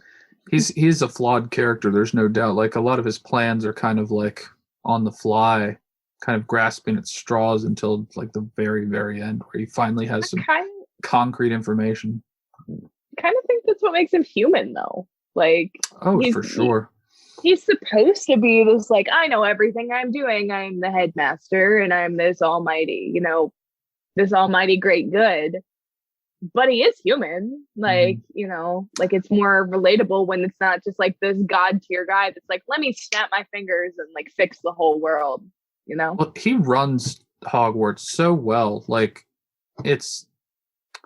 I'm of course just such a nerd about this, so I'm like thinking like, the fact that he had to manage people like everybody from Filch to Snape and like some of these like really curmudgeon-y type people, and then he had to manage with like the board of governors for the school, and like Malfoy is on the board of governors and he's kind of trying to oust him, and like everybody's constantly trying to oust him the whole time, but he's very like politically savvy in that way. Like he's very good at like kind of threading the needle and just being like a neutral presence, but he's also like the most powerful wizard because he has the Elder Wand. So it's very interesting, but I can't make enough of an argument to lower him down, besides the fact that, like, yes, he makes mistakes sometimes. And like I feel like I would I stick- recognize that he does. It's just like, I don't know. There are a couple characters in the Harry Potter universe where I'm just kind of like, are they really that great as everyone else says they do? And I'm not trying to have a hot take or anything. It's just kind of like, Well, it's a fair question. I mean, going he, back, do you believe like, the hype? I'm looking at the God tier list right now, and it's just kind of like when I'm watching these movies, I'm just kind of like, I don't think Dumbledore is up there with them. I agree. But that's just, I don't know if that's from like an entertainment point of view or just like a viewer point of view. I don't know what kind of point of view it's honestly from, other than of course my own, but it's like, Well, the I don't first know. two, or the first couple movies, I mean, at least the first three, he doesn't have a ton to do. But no, in my No, but opinion, like some of the, like, especially in the first two movies, his conversations with Harry at the ends of those two movies, I think that's like some of like the best parts of those movies, is when him and Harry are having these like philosophical, like heart to hearts about like the better angels versus our, demons, and all sorts of very heady topics that he's having like these deep conversations with an 11-year-old, but you're still like infatuated with it. At least I was. Yeah. I will say he does have the best duel in the franchise with Voldemort at the end of Order of the Phoenix. I'm fine with God tier. I recognize he's staying there. I'm sorry. This was not up for debate. This wasn't. Well, I'll just shut up then. Right. We've talked way more than I thought. I don't think he belongs there. I'm just irrelevant. I know. No one cares about what you think. You're just a guess. Throw him in the. No, I meant like put him in the irrelevant category. Put him in the waste paper. I'll just put my opinion in irrelevant. Yeah, right. Let me file that in my special file. It's just that meme. It's just my opinion. Triggered. I'm sure there will be some very like interesting conversations to kind of like spring from this initial list. I'd be very interested to see what people like kind of think. Not to like rush us or anything, but because we're kind of running a little bit longer than I thought, and I love it. I absolutely love it. Let's kind of speed through a couple of these because we've gotten to a lot of the big ones. And of course I say that and I'm looking at least 5 that we could go on like 40-minute tangents on. Oh, yeah. Cornelius Fudge, I'm going to go with irrelevant. Absolutely. I was going to say okay, but like you're a coward. You suck. You try and deny that Voldemort's back. You get a lot of people in some really deep shit. So like, I'd argue highest okay because he's not exactly irrelevant. Not by the definition of it. I think irrelevant is not a great category. And just FYI to everybody watching, if you've made it this far, these were like a pre-done category, so we did not come up with these categories. But I think for the purposes of kind of this being sort of a sliding scale, like what 1 to 5, how much do you like them? He's a 1 for me. Yeah, he is a 1. It's just like I have to get the idea out of my head that irrelevant does not mean irrelevant to the story. Yeah, I think we've kind of been we've been fluctuating on that a little bit as to are they really irrelevant to the story? No, but do I like you as a character? Yeah, like this is how it is. Yeah, no, I agree with that. Irrelevant works. Yeah. Any final thoughts, Savannah? You're good with that? Not good. All right. Next one, I'm gonna drop Hedwig in love to start out with. God tier. Oh, really? I was going to say God tier as well. I think Hedwig, when Harry Potter was first a thing, was like the face. It was always Harry with Hedwig. And then like all the way up until the end. Well, not the end. The last movie. No, the first part of the last movie where she tries to like help out Harry and then like sacrifices herself for it and everything. Oh my God, it's so tragic. It's so sad, but it's like that's a loyal pet right there, God tier. That's one loyal pigeon. Pigeon.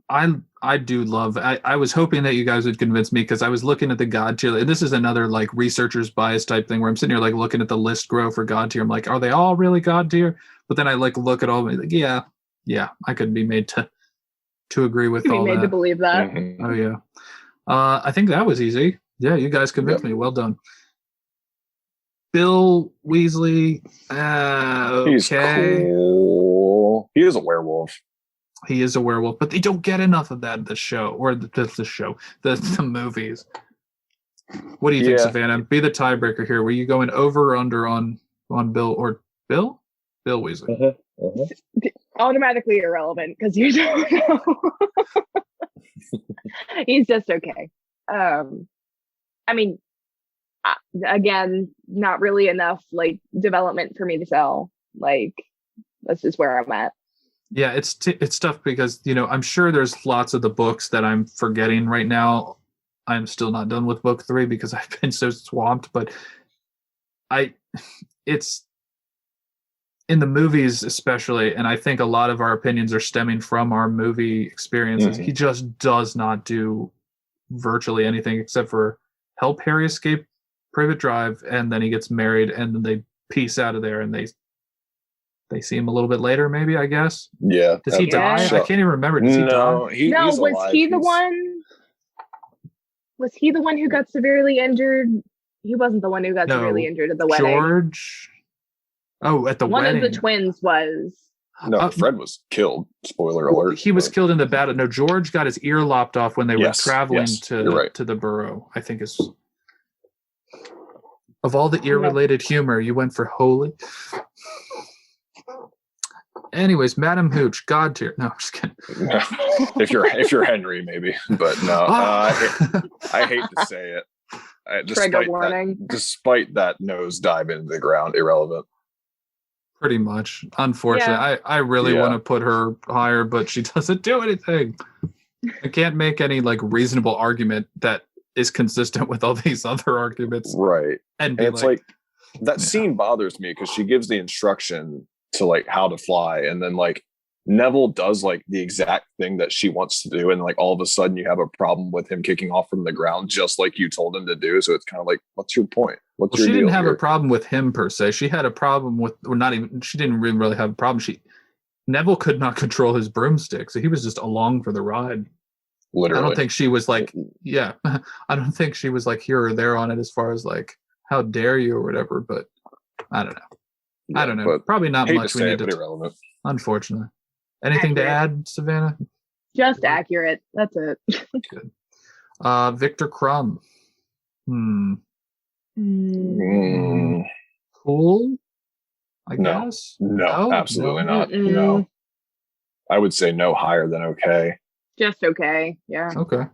Yeah. I mean, he does get to go to the ball with Hermione, which I guess is a plus. But like, not really much he does besides. It's the only thing. Like, besides be the cool kid that everybody looks up to. He does stand up to Rita Skeeter in the tent where he's like, this tent is for champions and friends, and Rita's like, well, this is going to make good press. Well, it is interesting because the whole Goblet of Fire movie, he's made out to be like this really like serious, like dickish bad guy. But he's like actually kind of a sweetheart in a lot of ways. Like the only reason he attacked Cedric and Harry were in the maze is because he was under the Imperius curse. Right. It is kind of interesting. He also is the best seeker, quote unquote, in the world. Yeah. I think he's just. I don't know if that like pushes him up based on how much we get to either see or read about that. Well, either way, he's the greatest seeker. They still lose the World Cup. They do lose. They lose. Actually, no, he's an idiot because he wanted to end the cup on his terms. Yeah, put him in okay. What a moron. Yeah. All right, this is going to be tough for me because it's like, what evaluation do you put on her other than like I can't stand her as Umbridge? Because from a character perspective, she's probably at least a cool character. That has nothing to do with whether I like the character, you know. I would say love. I love how much I hate her because exactly you want to hate the villain, and that's exactly what she accomplishes. And love to hate her. Is that Imelda Staunton? She does an amazing job. Oh my god! Like, I used to hate it as a kid, but like growing up with them, it's just kind of like, oh my god, I love it. It's so perfect. It's a flawless performance. Well, what is it? In 7.1, there's a scene where she's like presiding over the different, like the one person who Ron like drank the polyjuice, and he's the lady's husband. She's getting like interrogated and put on trial, and Umbridge is like up there like being a bitch. Sorry, that's not the right way to describe a lady. She's up there being not very hard great, to deal with. being incredibly hard to deal with, and like her cat Patronus is just kind of like walking around. There's like a bunch of Dementors like ready to just like suck this lady's like life out. I thought that was a kind of a cool like visual scene, but yeah, I can totally see why she would be in the love category simply from a how interesting is this character and how much do we like react off of her. Certainly quite a bit, I would think. Talk about good fan service that like the centaurs carrying her away. I love that. Grip Hook, the goblin. Kind of a plot convenience by the end of everything. I'd put him in okay. He's not irrelevant because he does get him into Gringotts at the end. He's a dick because he's like, nah, I'm not going to get you out of here, but I got you in. Well, and he was there the first time Harry went to Gringotts, so I tend to think like that's kind of a little pivotal. But like, yeah, from a is this character like super necessary? Probably not completely. Nah, besides a plot device to get him into the vault. Yeah, even I'll argue that like he's not up there with like Bellatrix or even Slughorn. So like, no. Again, I think he was a Warwick Davis character as well, but and for that reason, I love him. God tier now. Oh God. I agree that he's convenient. He's just okay. Like, now here's an interesting one because in the books there's a lot more of him. I tend to put Oliver Wood at cool. I think. Yeah, he's the Quidditch captain that tries his best, and he like gets taken out in both games, which they end up winning the Quidditch Cup in the third book, but you don't see it in the movie. But like, well, and at least the first 2 seasons Harry's there, they go undefeated. Which is the Quidditch Cup keeps getting like interrupted because of like certain events happening at the school, so they shut it all down both years. But yeah, but they keep losing by like points because like Slytherin, I guess, is like the better team. It's like the Irish and Bulgarian Quidditch matches. It's like they win the games though. There were the matches. They win the games. I know we only get one Quidditch scene in the movie. I know, but like I think it's based off of your point difference each match. And I know Slytherin like so they go kind of like soccer, like how they do like the points differential. Yeah. So like Slytherin like gets more points compared to their opponents than Gryffindor does. I don't know, something about, maybe it's nostalgia at this point, something about like that scene where he is teaching Harry the rules of Quidditch. It felt like he was teaching me like, oh, okay, that's a quaffle. Like, all right. Yeah. Yeah, so like I think that's what makes him cool. He's teaching us about Quidditch. Here's a great $1 million idea. Like make a themed restaurant, a themed breakfast restaurant. A second one, actually, because my first themed breakfast restaurant is going to be Second Breakfast, always serving breakfast. Lord of the Rings theme, but then you can make the Quaffle House. I don't know. Stupid idea. Sorry. Sometimes my mind wanders. But yeah, cool. What do you think, Savannah? Cool character? Yeah, cool. I agree. I definitely like visualize when you say his name, like I visualize like teaching Quidditch and that whole thing. It's just like he's kind of just like the mentor without being a mentor kind of thing. He's like, I look up to you. But I still remember really reading the first time where McGonagall takes Harry to Quirrell's class and she's like, can I borrow wood? And there's like a little line where he's like, oh my God, is she going to beat my ass with some wood right now? Nope. You're going to play Quidditch. Okay. Now, this is another tough one for me. Austin, why don't you start us on Ron Weasley? And I'm going to leave him in love until I gotta put him in God tier. He is ride or die for Harry. Like he doesn't sign up for anything. Like he just becomes Harry's friend from like day one. And like it's never like, it's never a Dumbledore Harry where it's like I have to ask something of you again. And it's like so unnecessary. It's so, it's so much for me to ask you. Like, no, Ron is just there. And I think he bails for a second, but then he's like, I need to come back. I think even in the book, he's just like, no, the second I left, I was like, I need to go back. But like, didn't know how to find him or whatever. Well, he was also under the influence of the Horcrux too, which was driving a wedge between all of them, especially him and Harry, I know, like having to share it all the time. But yeah, no, he's God tier, ride or die.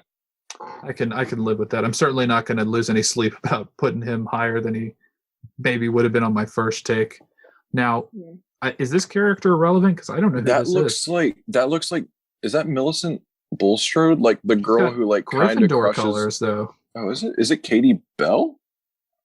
Maybe it's not. Is it? It's not Angelina Johnson or somebody. No, is this Angela? No, that's a Slytherin down there. Yeah, I don't know who either of those two are, so we're going to drop both of them into irrelevant real quick. That's fine. We'll figure that out later. Who did we? Austin, don't you have a list of people that you told him to look up? Yeah, but like only half of those people are on this list right now. Wait, was this preloaded? Yeah. Yes. Yeah, we didn't put these images in there. Because we stink like that. This is what we get for not planning too far ahead. We're just like, let's do it. Maybe next time we'll make a custom one and we can go like. We're here now, so. There's only about like 600 characters I could probably think of that we would put on this list. Let's just start running through the books. What is it? Doris Crockford and Mrs. Lord. Fig and Say, stay tuned for the Marvel list. Jesus. oh yeah, 150 characters. All right, Goyle. Irrelevant or okay? Where's Crab? He's an irrelevant. Crab's irrelevant. Yeah, But Goyle starts the fire. He has one thing that he does, and it's he kills himself. Gets him killed. Like involuntary self-own. He's just irrelevant. The only reason I'd argue okay, and you'd have to argue that for Crab as well, is like they're the ones who Harry and Ron drink the Polyjuice potion and become. Just the only reason they really have any significance. Technically, it's Harry and Ron. It's not them. Yeah. Which makes me the Mad Eye for that. By the way, we're gonna put him under irrelevant because honestly, does he even have more than like a line or two the whole time? Like even the Polyjuice potion section, he like says one line that's in his voice, and then they ADR Daniel Radcliffe and Rupert Grint over them. So yeah, I don't know. Lee Jordan, I'm also gonna unfortunately say irrelevant. Oh, can we put him in okay at least? You want to put okay? He's a great biased commentator. Well, and he's like he's Fred and George's like, pal during the first couple books. I know they touch on that a bit more. Yeah, he's not down there with like again Crab and Goyle and like Blaze. He's okay. Yeah. Oh no, I would totally drink a beer with him for. So that's what we're basing okay off of now. Would you drink a beer with him? I'd have a beer, not a good beer, but a beer nonetheless. Austin, would you drink a PBR with him? Maybe Bill. I wouldn't drink a PBR with somebody I liked. Oh my god! I just had one with my mother, so watch yourself. You didn't like it. He suffered through it. I didn't. I don't like beer. I put beer in irrelevant. Now here's another interesting one. I tend to probably put Petunia in okay as well, just based on the fact of her relevance to the story alone. But past that, I don't like her. I think the actress did her great. I think she's written very well. But again, like consequence to the story, notwithstanding, she's just there. That's fine. Anything to add? No. Okay. Nope. Just good. All right. I think Seamus Finnegan. That's definitely Seamus. We're gonna put him, or I'm gonna start him in cool as well. Yeah, no arguments. Yeah. He's like the pyromaniac of the group, and like he really blows up the bridge. Oh my god. He really doesn't have that much like really to do or to say, but like he is always there. He's just always in the background. I believe Mr. Finnegan can help you. Yeah. I'm fine with cool. That's good. Is it bad that they made like the one Irish sounding character like the bomb maker? That's a little on the nose, J.K. Rowling. Coincidence? But... I think not. Okay, this one's a no-brainer. Fred and George God tier. Yeah. Yeah. Not to the same extent as like Hermione, but like Harry would not be anywhere without Fred and George. Well, that, and then like you take it a million different ways as business people. Like when Voldemort returned and everybody's shops are like going to shit. I like the one shop that's still going, like super strong, because everybody just wants their mind off things, so they go and buy all the joke trick things. Like, I got nothing. And then like it's like, you can't do this. All right, we'll do this. You can't do this. All right, we'll do this. I think they're so important, like almost by extension for like Ron, because like Ron's like, I'm sure subtextually, so he's like, there's nothing I could do that's worse than Fred and George. I mean, besides drive the Anglia into the Whomping Willow. All the Muggles saw him take off, but other than that, there's not much he could have done that would have been worse. Ronald Weasley. It's a howler. Oh, can we put the howler in God tier, please? Right. Oh, please. Oh my gosh, I laugh so hard every time. Oh man, yeah. Lavender Brown. Irrelevant. Besides the fact that she roofied Ron for an entire movie and like didn't really do very much. Yeah. Like that's literally what whatever love potion is. It's just a roofling for wizards. I don't know.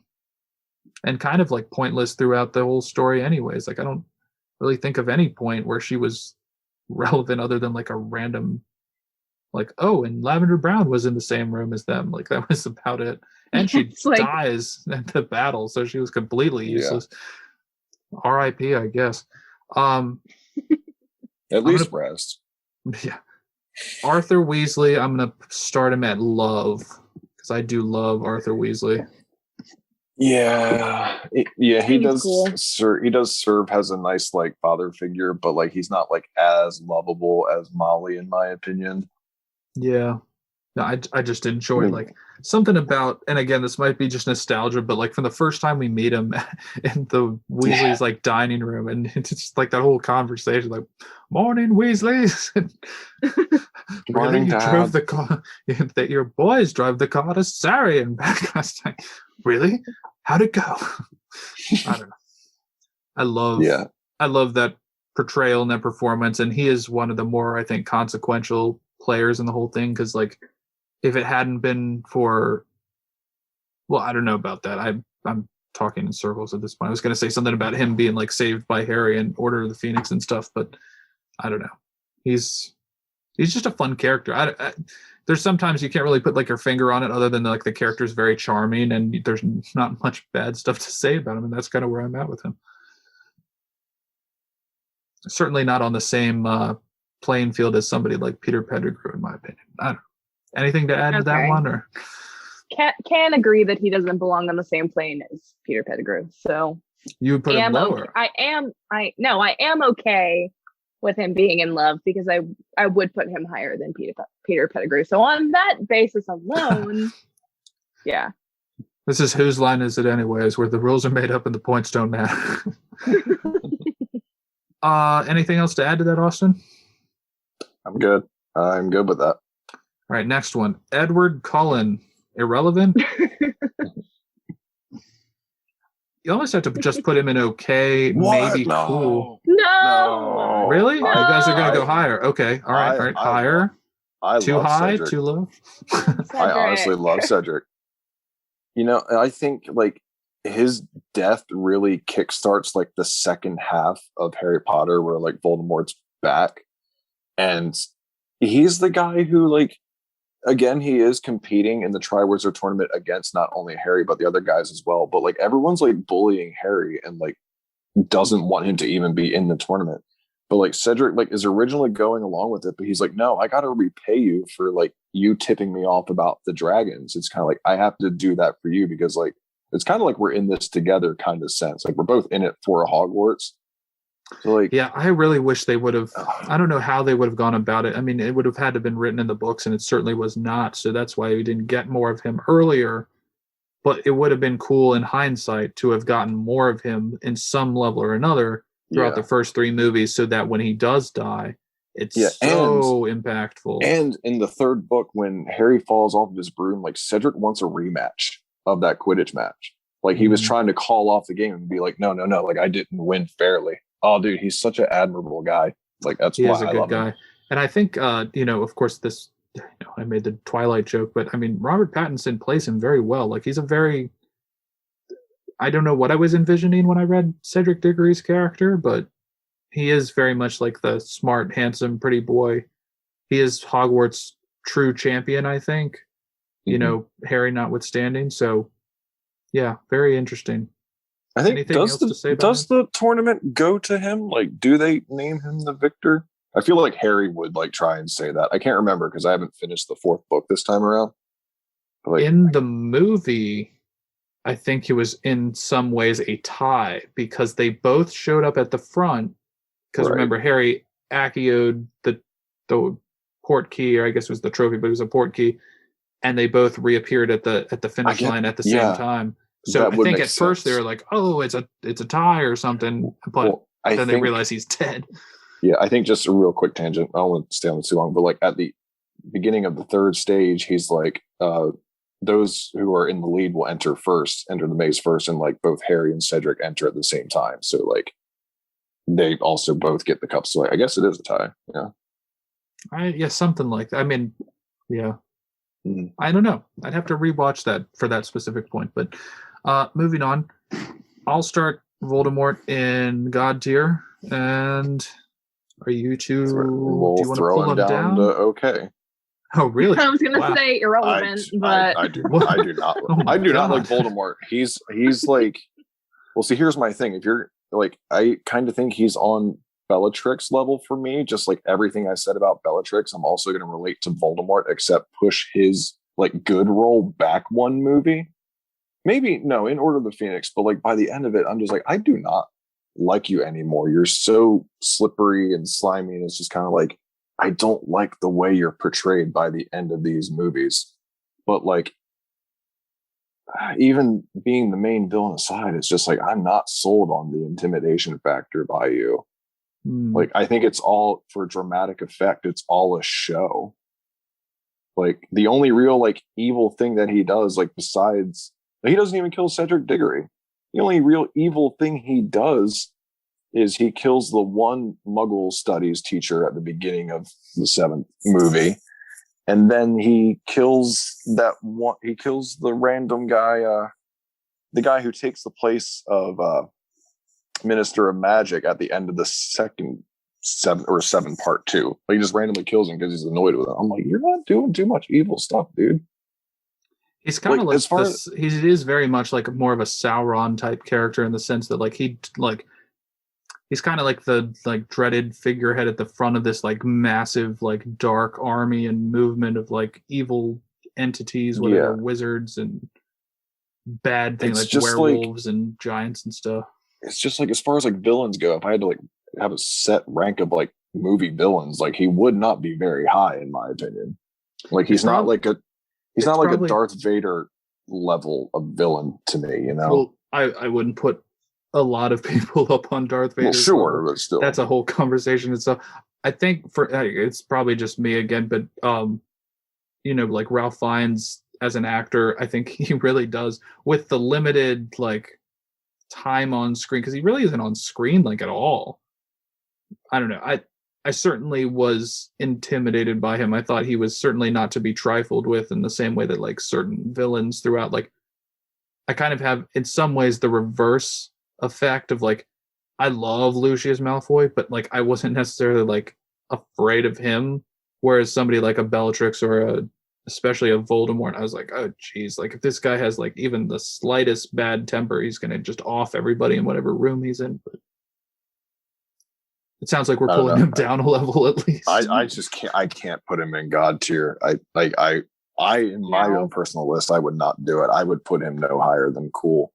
Wow. But I hate, in my own personal opinion, I hate that he's above Cedric, but that's just me. He's not the first villain to do that whole like everyone else do my bidding for me kind of thing, but he doesn't do it in the same like I have all this power, I'm just making my peasants do it. It's like, no, I'm actually scared of what's going on right now, so I'm gonna make you do it. It's very cowardly and very, I agree, like slimy. Like it doesn't feel intimidating. Well, it's tough too, because like, you know, on the one hand, in his like post revival phase, like, yeah, he doesn't really, now that I think about it, like he doesn't do a ton of the actual, like he tries to kill Harry at the very end there. Like he legit, like he does the death curse on it, and he did kill Lily and James. So part of me is like, well, like he did do stuff, but a lot of it happens off screen. Like when they talk about like all the disappearances and all this other stuff, it's like, it's hard to tell or to really know like who is legit like involved with that, which is not like, it's not for us to have to decipher that. Like they should be a little more forthcoming in like what exactly like this dude is all about. But I don't know. I'm probably talking in circles at this point.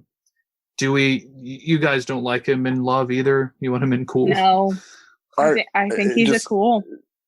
Yeah, I just don't like that he's above Cedric, but that's just me being biased. Well, as much as it pains me to say it, since you are in the majority, I'll put him in Cool, but I want an amendment to this just to say that I still think he's God tier.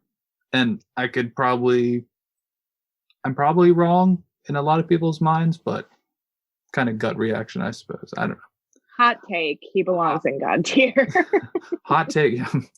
I think he is a good villain overall. It's just the portrayal I just don't agree with. It's that like never-ending conversation of like, if only they did like an 8-hour or like 8-episode season for each book or something like that, and you would have gotten like so much more. But maybe it would have been too much. I don't know. Narcissa Malfoy, probably irrelevant. Yeah. Irrelevant. Look, we have 2 rows for irrelevant, guys. Our first double dip of the night. Here's I don't think she needs to be touched on too much more just based on where we just put her, but Quirrell. Cool? Okay. Okay. Okay. I'm kind of good with okay. I don't know. He's just a puppet. He really is. Yeah. He doesn't like do very much. Like once again, it's like, what does the character do? And he does not do much.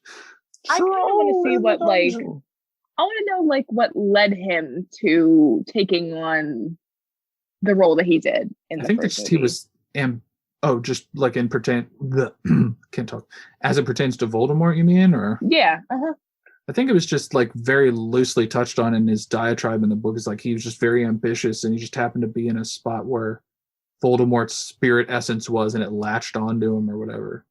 But I think that's I feel like that's kind of a cheap out though. Like, yeah, I mean, yeah, I would agree that I don't have much to argue. Yeah, I mean, hey.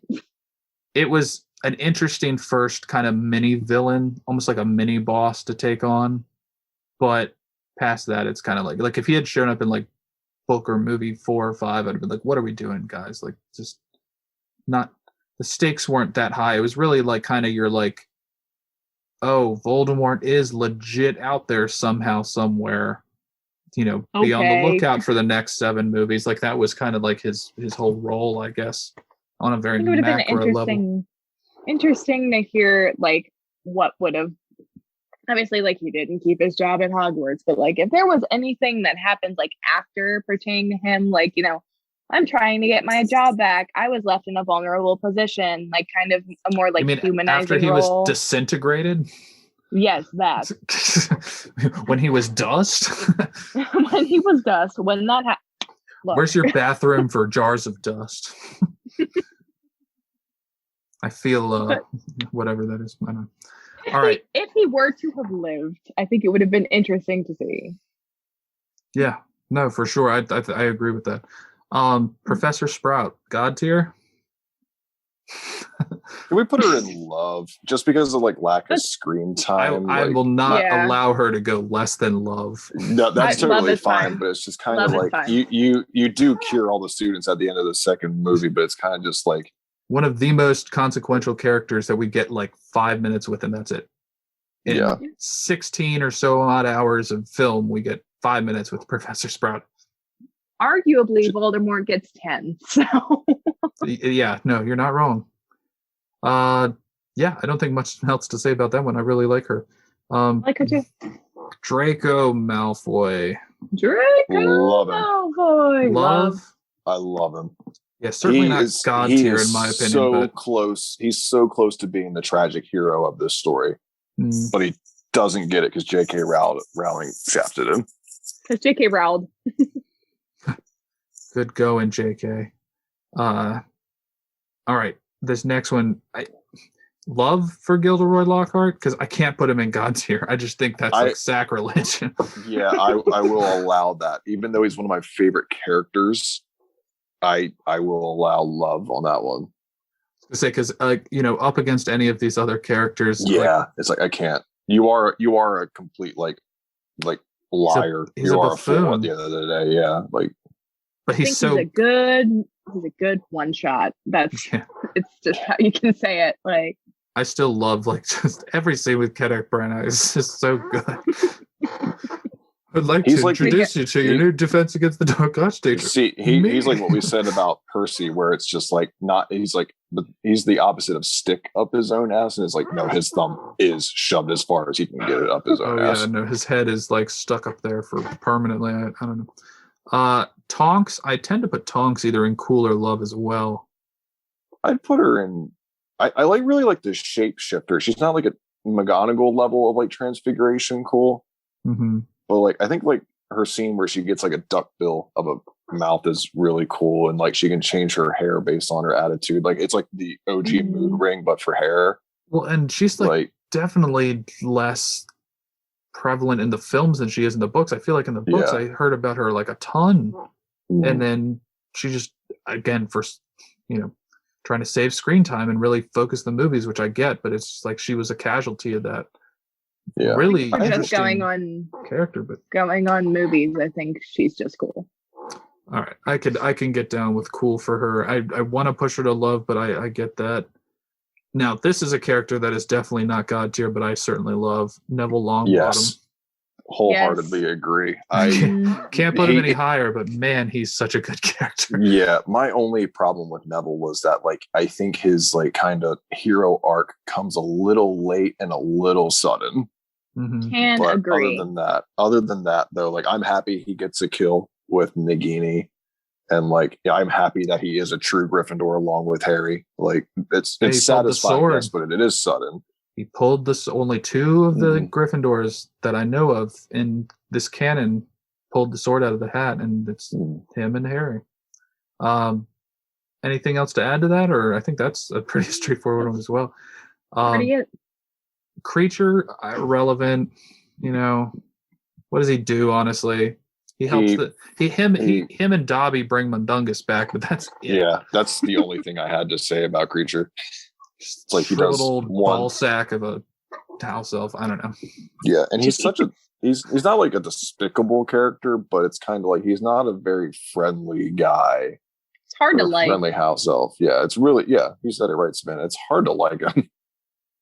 I just he's think kind of like that old like grumpy like grandfather who just like he's concerned while the dark-skinned kids are on the playground with all the white ones. Like that's kind of it's a very specific example, but like he I mean in many ways the Death Eaters were the Nazis in this world, and he's kind of still that type of person.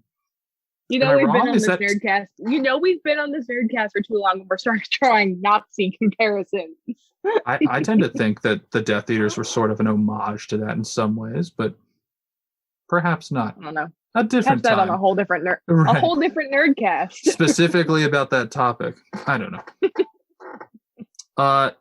But irrelevant, I would think, right? Yeah. As a character. Yeah. James Potter. Pretty irrelevant, to be honest. Pretty irrelevant. In all honesty, yes, but like okay. I was gonna say cool. He's just I was gonna say I think he belongs more with cool. But he's a real dick too. This has something to do with it has something to do with the likability of characters, but like I think like his like claim to fame is that Harry is his son and that Lily's his wife. Like other than that, is he really that special? Like his dad was a good seeker, I guess, but but you argued how much better Lily is earlier, and it's just kind of like that's why I was like, as long as James is way below Lily, then I'm cool with it. And I think that's kind of the exact argument to make, is like the more you learn about Lily, the more you like about her. The more you learn about James, the more you hate about him. But I think that's what really grounds Harry, though, where it's like he does put his dad, that again he's never known, on like a pedestal. It's like, no, your dad was human too.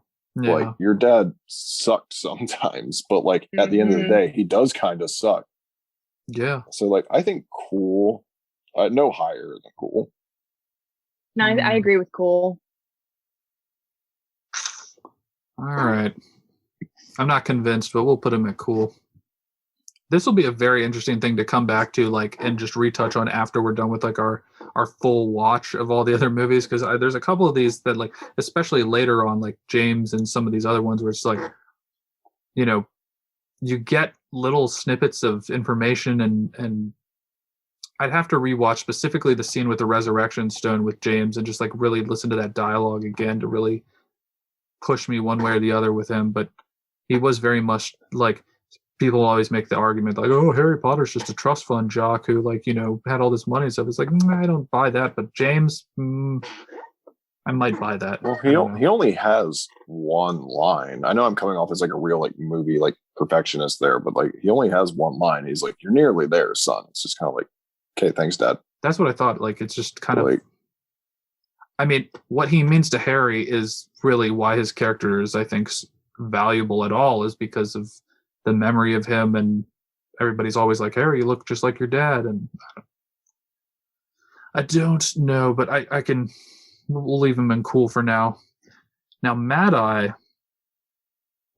I don't know if I can make the argument for God tier. I could probably put him in love, though, because I love the character.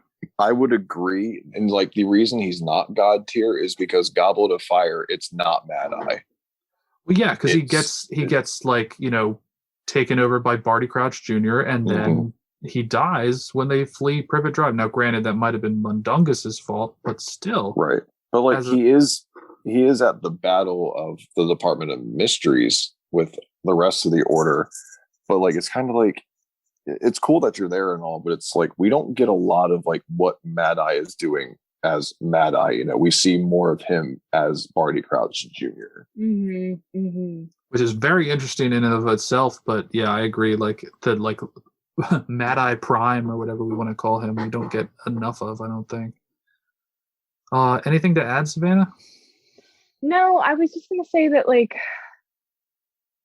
I mean, I keep going back to screen time, but like, he has quite a bit towards like, the end of like, I am losing my train of thought left and right here. He has quite a bit towards like the end of the series, but like, not even so much in the last one. Anyways, but like, I would agree where it's like you don't see enough of like what he's actually trying to do. It's more so just like this cover up type of thing going on. So, well, it's a lot too of like, I know that when he first shows up at Hogwarts and one of them is like, that's Mad Eye, the Auror.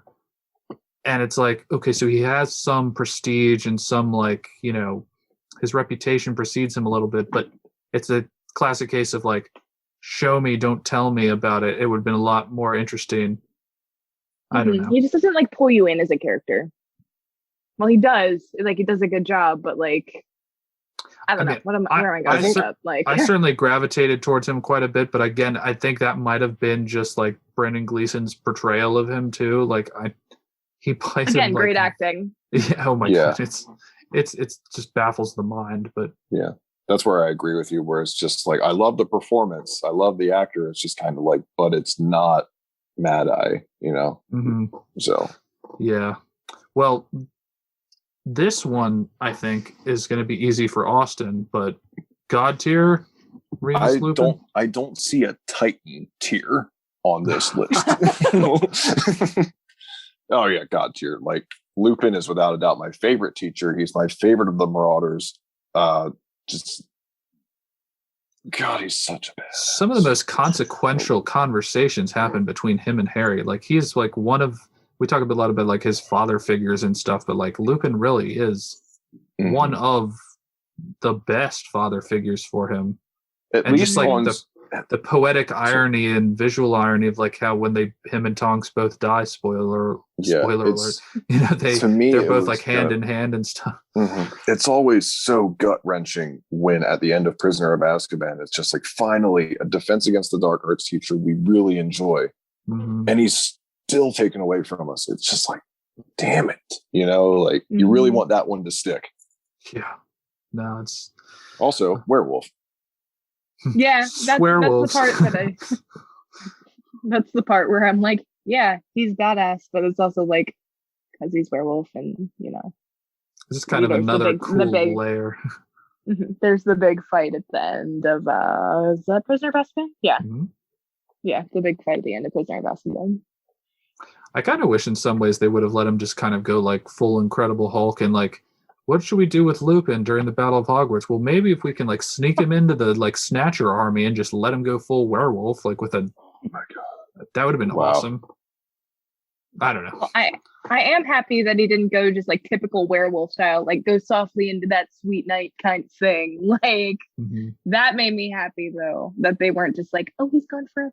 Like, well, they didn't go like full like cuddly werewolves like in Twilight and some of these other, but they also did, I don't know, it was kind of more, it was like a less roided up like underworld lichen type werewolf where it's like it was very skinny and kind of it was the like character design was very, very interesting, but it was like some of the way that shot there in that end of Prisoner of Azkaban is like really creepy and terrifying the way they shoot it all. It's just very, But I love it.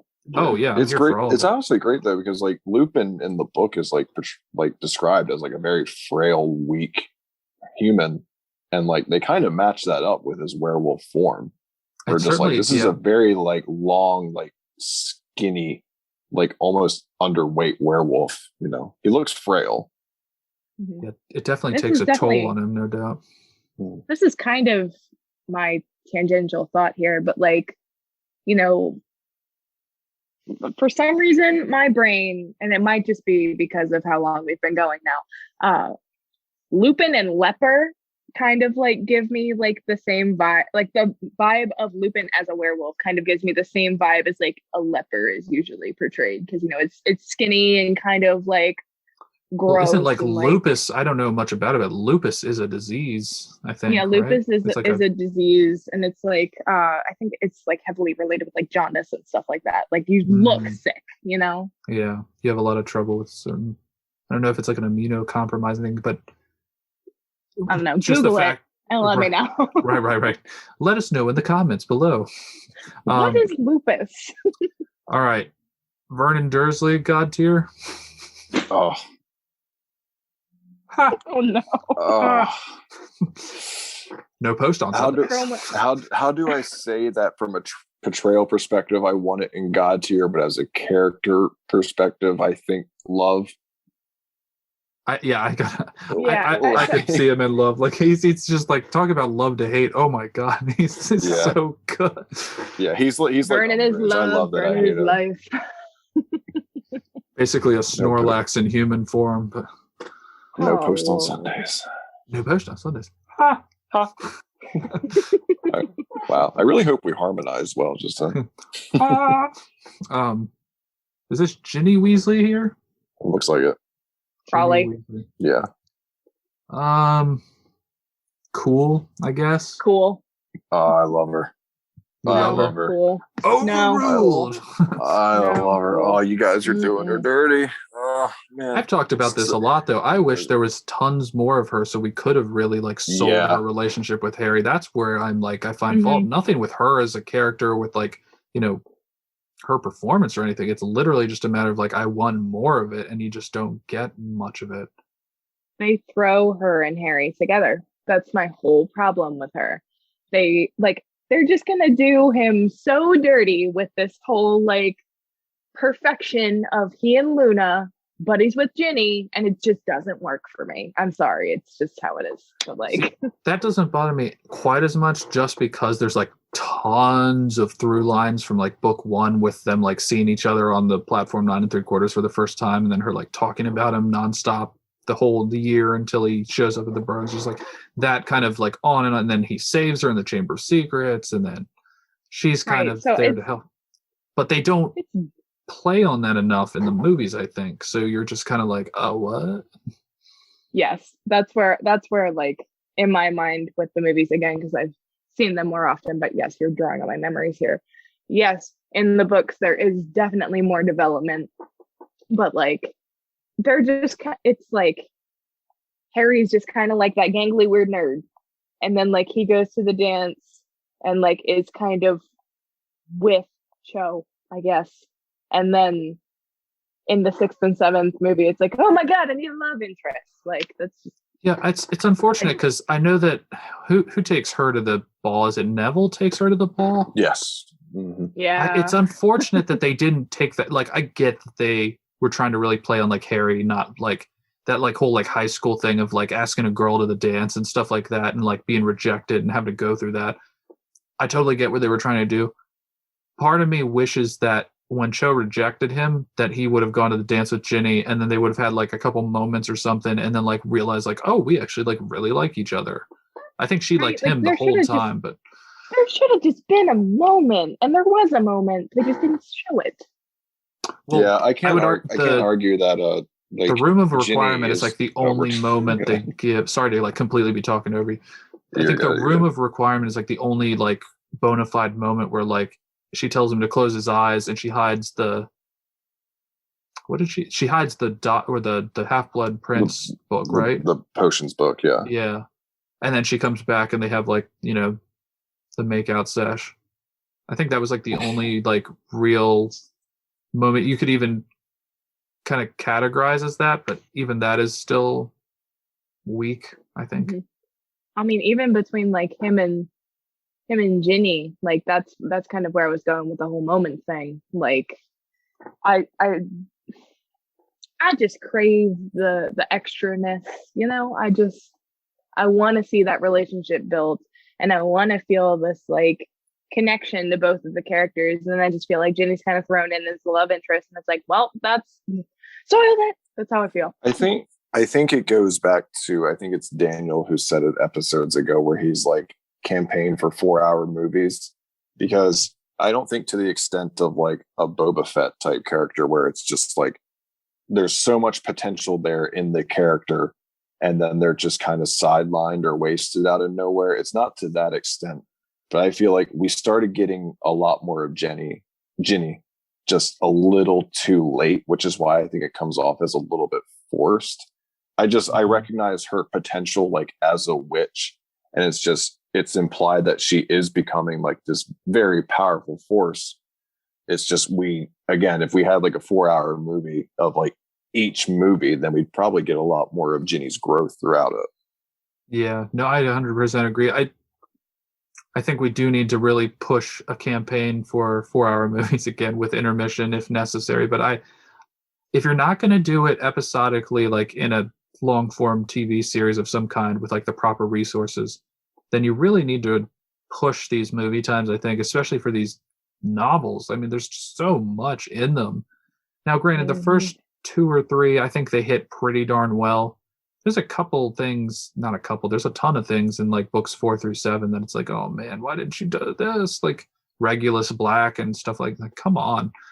But anyways, I'm going to skip over this MVP down here for a second and go to Kingsley Shacklebolt. I think he's cool. I like Kingsley. Cool. He's cool. Cool, yeah.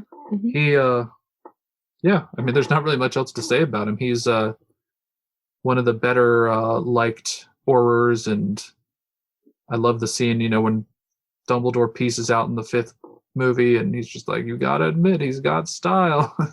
Yeah, he's like one of the remaining members of the original order that like survives through all this too, so like I guess bonus points for that. Well, and I proposed, like, you know, since I assume the wizarding world extends obviously everywhere within the, you know, the planet Earth, I would love to see like him and Dean Thomas on like a, you know, a mentor mentee, like, you know, road trip across like the wizarding world of like either I'm only saying Africa because he dresses in traditional, what I presume is traditional African garb. It would be interesting to see them on like some kind of like, you know, I think of like an old Lando Calrissian type with somebody, you know, like his, I guess his eventual successor in terms of like skills and stuff that he tries to pass. There's a lot of cool fan fiction I could write there, I think. But nothing really else to be talked about with him, right? I guess it's kind of you got it. He's there. Now, Snape, I think that's a no-brainer, right? We're gonna be here for another half hour. Oh Jesus! No, we're not. I'm not a Snape fan. I'm not a Snape fan. You. How did he go on that side? Okay, there we go. I'm really not a fan of Snape.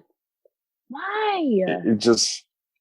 Why are you so wrong, Austin? I have a really hard time thinking that the entire time Snape is looking out for Harry to like benefit Harry or like himself. He's doing it purely out of selfish love for Lily, something that he will never have. Yeah, that's the whole point. Yep. I yeah, you got it right there. I don't see him as some like tragic hero. I really don't. See, I think he is the tragic hero.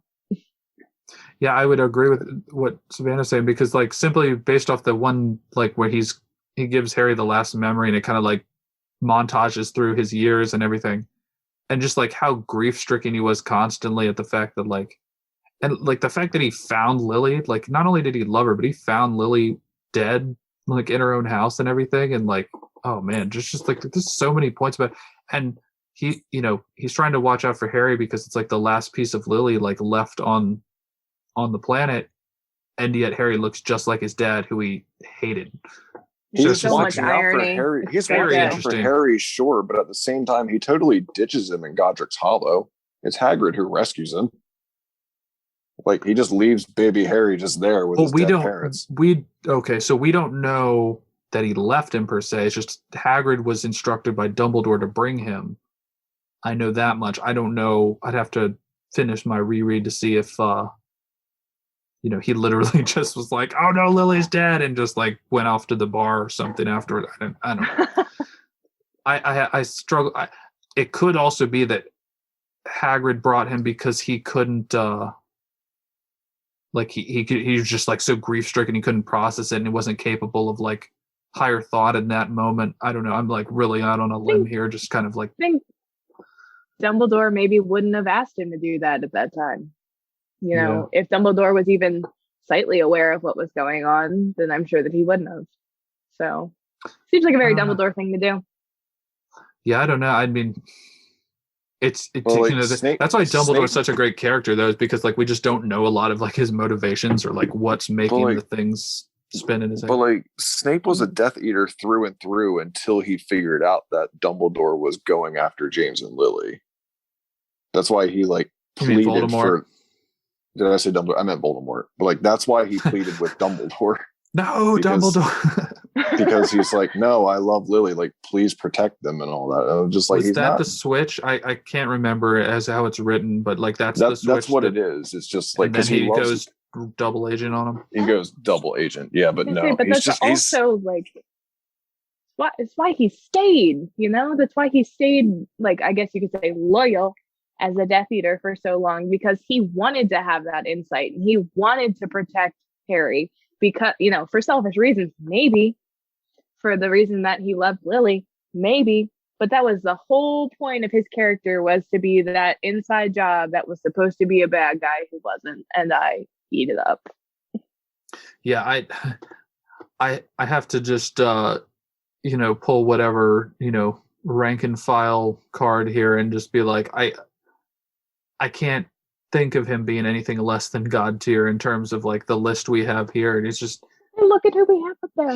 He's so interesting. Like the fact that we can sit here and have probably close to a 3 or 4 hour conversation on just this one character alone is one of like kind of the qualifiers, at least for me, why I would put him so high.